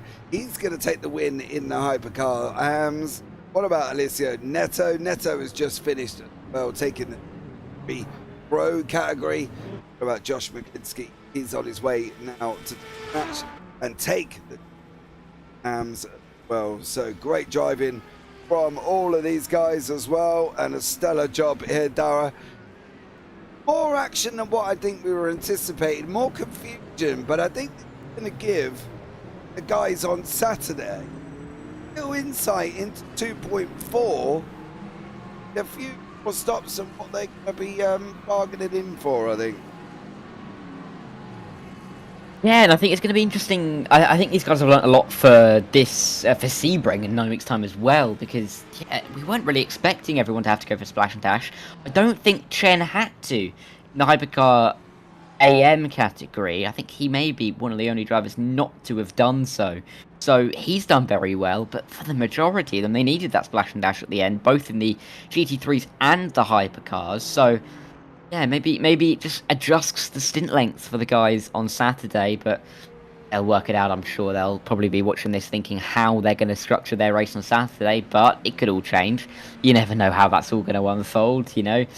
You could have a moment that changes the course of your race. You might have to lose, or you might lose your rear wing, have to come into the pit lane for repairs, and that shakes up all of your pit stops. But yeah, it was a great race, great reads from some of these guys, and I think it'll help the Saturday event, and of course the future events here in the NARS series. So yeah, thoroughly enjoyed that one, and well done to our winners in all four classes, and particularly to Dan Kirby, who won very nicely over Alec King and George Angelidis, Alicio Neto, and Josh McGlinskey as well.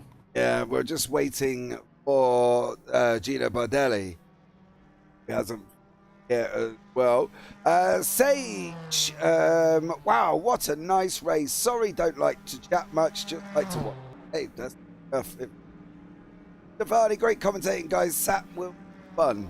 Yeah, it's definitely. I think as well here. So I think Saturday will be very, very interesting. And get you up the result for the session out here as well.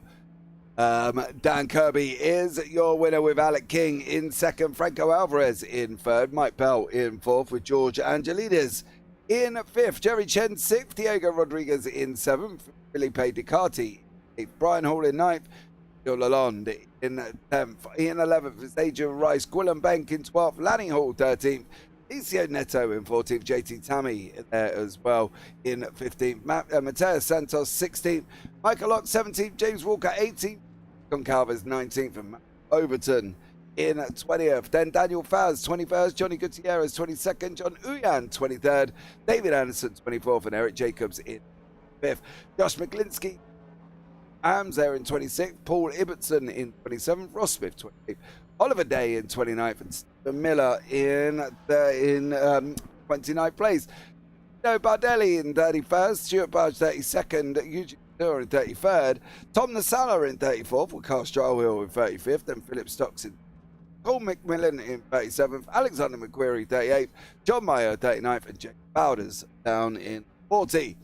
On the back end here as well, and then Matt Sunfenlap in 41st. Then we got the non-finishers, Jerry Hamilton, Norm Graff, Tucker Martin, Tom Mountjoy, Mike Olsen, Dave Coors, Ken Scott, and Vinny Oliveira here as well. That is your final results. Once more, let's start off. We'll have a chat with Josh McGlinskey, who is taken the GT3 AM victory here this evening as well. Josh, welcome in, dear sir. How was that for you? Josh? Hey, guys. Ready for the winners to come in? Yeah, I've got Josh with me now from the GT3 AMs here, Matt, and I can't hear him. I don't know why. So I'll bring in Daniel for you. Oh, is it push to talk? Okay. There you go. There you go. I figured it out. There you go. Josh is here. Josh, how are you, dear sir? How was that race?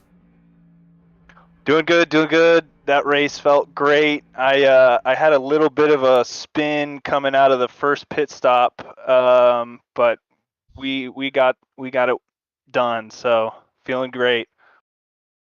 Yeah, going forward for you, you know, let's just backtrack 2 seconds. You've had a great race. Tell me, what is it like being in GT3 class when you've got the hypercars rushing at you? Most people aren't aware of that situation. You know, they've never been in that situation before, Josh. So how scary is it? It's pretty nerve-wracking, especially when they're coming through at the kink or coming into bus stop, because you all of a sudden got to make room for them and let them pass while trying to really push your car to the limits. But they come up on you quick. You really don't realize it until you see that blue flag marker, and then you just gotta make room and hope they pass safely. But it's pretty intense, which is why I love it. Yeah, it definitely is as well. So, what's the ambition, Josh? What are we expecting for the season? Are you, first off, let's clarify, are you going to make every race? I'm gonna try to. Depends how much I'll be in the shop working on our real life race car Miata. But my goal is to hit every race and finish the championship strong. Very well. Not keeping his cards very much tight to his chest there is Josh McGlinchey. Hopefully we'll see you in March. We've got 9 weeks to wait there, Josh. Apologies for that one. You can blame Matt for that. I didn't do the calendar, but not my fault. Anyone you want to shout out, bud, before I let you go? Thank you to Alec for creating such a dope livery, and and Shade Tree Motorsports. We're gonna come in strong this season. Other than that, yeah. Awesome stuff, Josh. Thanks so much for joining us, there, bud, and we'll look forward to catching up with you as the season goes on. All right, thank you, and thank you guys for broadcasting this. This is awesome. No worries, buddy. Our pleasure. Right. Next Hey, up. James, I'll bring in Daniel for you. How's that? Oh, I was going up in orders there. I was going up. Pro. Oh, you want the pro? Okay, got it. I'll bring Elisio over. Yep. Elisio, you're live. Alicia, welcome in, dear sir. Thanks so much for joining me. GT3 Pro winner. One of the things we wanted to talk about up here in the book, out here, how close was the fuel situation? Because we were expecting to go only one stop. You guys went two. Yeah, the kind of strategy it was very difficult. It was the key of the race, I think. During the moment on the starting, I was thinking about make a fuel economy and maybe do a race lean or even safety car to save 3 laps.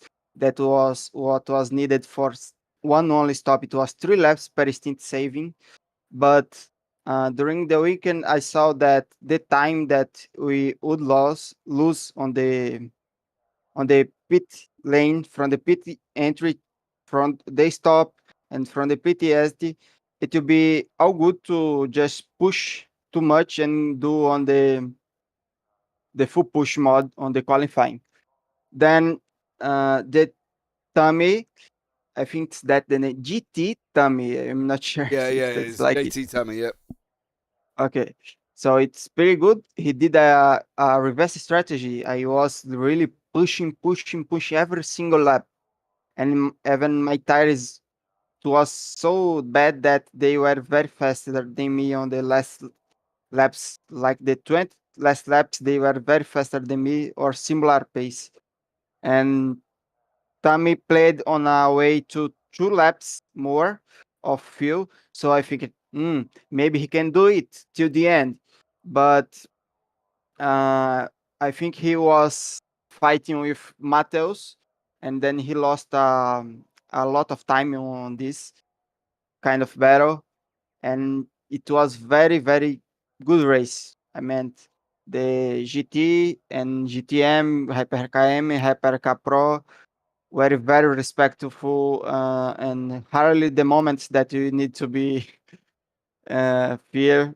The main problem, I think, for these GTs, it will be now the guys to adapt themselves into the new kind of tires, because these tires, it's a fixed tire for everyone for quali and for the race, so you not have more the soft tires. Yeah. What make it very different, I think, even for the people that use it to race in the official cars.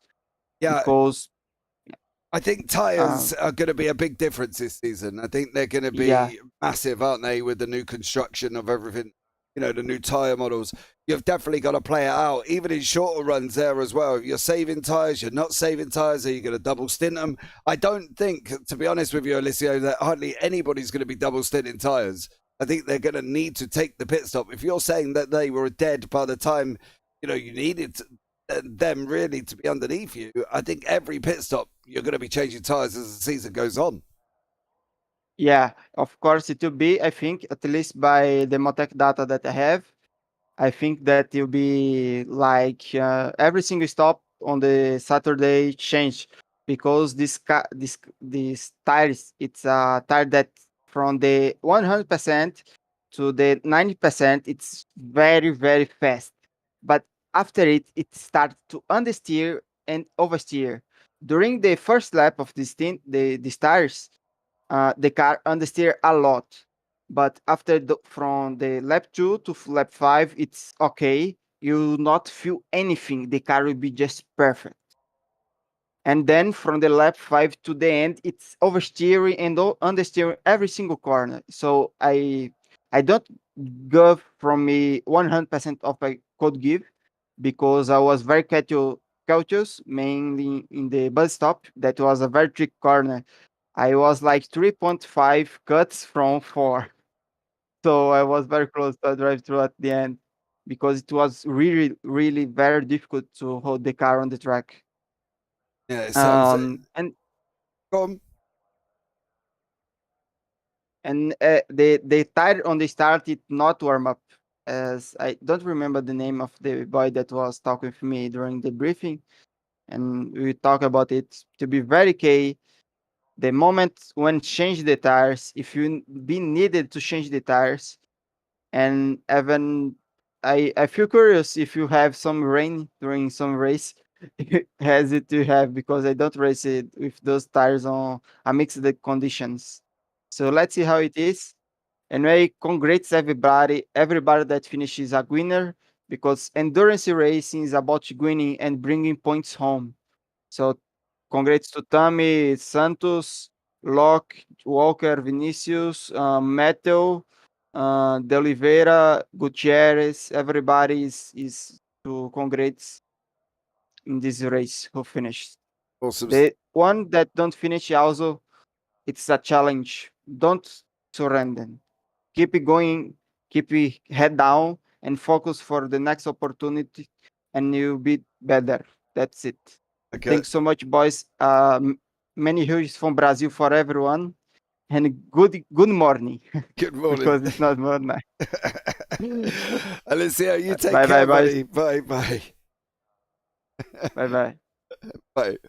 Right, let's have a chat with George Angelidis, who, the boss man, the big boy, he's taken a victory that I have witnessed here as well, and he's done it in the first ever NARS series broadcast here by us up in the JPB booth. Takes the Hypercar Am win. George Angelidis, look at you, sir. Go on, big man. Isn't that amazing? Oh, That was awesome. I thought, Great race. I'm just sweating completely. It is, it's surreal because I don't know what to say, where to start, because we didn't have a lot of practice. And shout out to my colleagues at work, Stefano Pulcini, for coming up with the setup of the car that we put. It is beautiful. The car was great, planted, and it had the speed. It was like the brake stability. It was just a great car. Also, Julian Rowe for. We were tonight. We were just before leaving work. He was there and he was telling me like, are you doing this still? Are you gonna go and race tonight? It's like, I don't know. I'm just tired.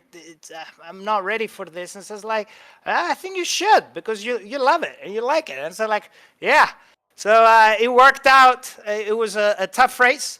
But yeah, I dedicate that one to Stefano. He had a terrible season. Well, a very tough season, I would say, last season with a WTR car, and they didn't get a win. So he said to go win for him, and that's what I did. So that goes for him. So keep fighting. The boys now at HRC US, they're down at Daytona for the Roar. So I wish them good luck on the real car. And as far as this race, it was just easy for me. Just put the head down, focus on my stints, not making any mistakes, be patient behind the traffic, which was a lot at some points. And I saw quickly that Jerry on the Porsche was going for a two-stop, and I was going for a splash and dash. So I had to make up for the time, but then I knew that he was trying to capitalize at Daytona, which has the longest pit lane. So I had to come up really quickly on my mind how much is the drive-through, or like the splash at Daytona. So in the first pit stop, I counted how many seconds is me the pit in, pit out. So I said like, okay, it's about 40 seconds. And I'm like, oh man, have to put 40 seconds down to Jerry. And I think I had 41 by the 8 minutes where I had to do the splash. And he came out ahead of me by 3 seconds. So it was just all or nothing. We went out hard. I don't know if you guys saw it. Yep. The last few laps. And then it was the outbreaking him at T1. And yeah, it was good, hard racing. Good job to everybody on track and everybody on the race. Very well behaved, no problems, no issues on traffic, no issues with the cars. Very safety. Thanks you all. There you go. What more can we ask? Man who took his first Hypercar AM win. I would say, is there anyone you want to shout out, George? But I think you've pretty done it throughout the whole interview. yeah. I don't. Thanks, mate. I'll see you Saturday. Have a good one, bud. I hope you enjoyed it too, guys. Oh, I definitely did. I loved this one, mate. Absolutely loved it. Thank you so much, everybody. And I'll see you Saturday. Yeah. Well, next up now as well, we are going to have a chat with a man that went on a Thursday night drive, took the victory, didn't stop. He carried on from where he won the championship last season as well. Little battle with Alec King in the middle. Then it all settled down, and he went and took the victory. So let's have a chat with Dan Kirby, as always. Dan, welcome in, buddy. How are you? I'm good, thank you. Carried on from where you left off last season, eh? Yeah, that was a tough race though against Alec. He was doing really, really good. Did you plan for your free stop? Did you plan for your splash and dash? Yeah, strategy-wise, I was crunching numbers and I didn't think going two-stop would be possible until like 25 minutes left in the race. I was like, I think I might have been able to fuel save enough to make it work. So I ended up taking less fuel on that splash than I thought I would by like half. But it was always the original plan, yeah, to splash at the end. And there's been a car choice for you different this season, young sir. Not loving the Peugeot X8 anymore? I mean, it's always nice to get into something new after driving the same thing for a whole year. So John liked this car, so we decided to use it instead, and yeah, get to work on developing setup and figuring out how to drive this one. So a bit different than the 9X8. Yeah, it definitely is. I had a go in the 9X8 earlier on, and literally I didn't do anything. It was just a baseline setup, changed the gear in to get a little bit more oomph out of it. And I found that it took a lot more skill than I've got, say, Dan. That was a really, really tricky car to drive. Yeah. So the 9X8, as much as I loved it and it looked beautiful, it was a little bit out of my skill level. So there you go. But I did drive the Francini as well, and I loved that. It was full of gruff, full of power. It was a lot more straightforward to drive on that one. Where are you in conjunction with the season, Dan? Do you think you're going to be concentrating on NARS and VWSC, or you're going to be picking one over the other? What do you think's the situation going to be? Well, I usually run every NARS because it's just like right after my work time. So I'm usually always here for NARS. And then VWSC, I should be able to make all, maybe -1. So yeah, I'm gonna try and put in a big effort for this year because I think we're gonna have a really big fight on our hands with a lot of new teams that came in. Might be right. I've got a funny feeling you. Well, Dan, it's been a great Yeah. pleasure talking to you, buddy. Anyone you want to shout out before I let you go, mate? Yeah, just shout out to everyone here at SGS that made all these cars possible. It was really crunch for time this year, and the guys are just crazy. No sleep, just knocking this out in a matter of weeks. It's just nuts. Yeah, I'm surprised, to be honest, they even managed. And I literally didn't think they were going to. I'm surprised we got the 64 cars out as well for the historics. I'm really looking forward to seeing how they pan out as well. But Dan, look, pleasure talking to you as it always is, buddy. Great victory here, mate. Well done for you, and look forward to seeing you as the season goes on in Sebring. Yep, thank you guys. Take care, mate. Well, there you go, Dara. Great evening of racing coming to an end. Yeah, he's coming to an end, and it's been a good race. There was a lot of question marks towards the end. We didn't exactly know which way it was going to go. Good battles for the lead in most of the classes, particularly at the start and even towards the end in that Hypercar AM class. But yeah, George Annalise just about took it. But very much looking forward to Sebring. It is 9 weeks away, but you know that the race has shown that this NARS series can produce some fantastic races, and I can't wait for the next one. Absolutely there, guys, as well. Don't forget, get yourselves involved if you want to. All links down in the description below on the YouTube video, wherever you are watching, if you're watching on JPB or if you're on CMS.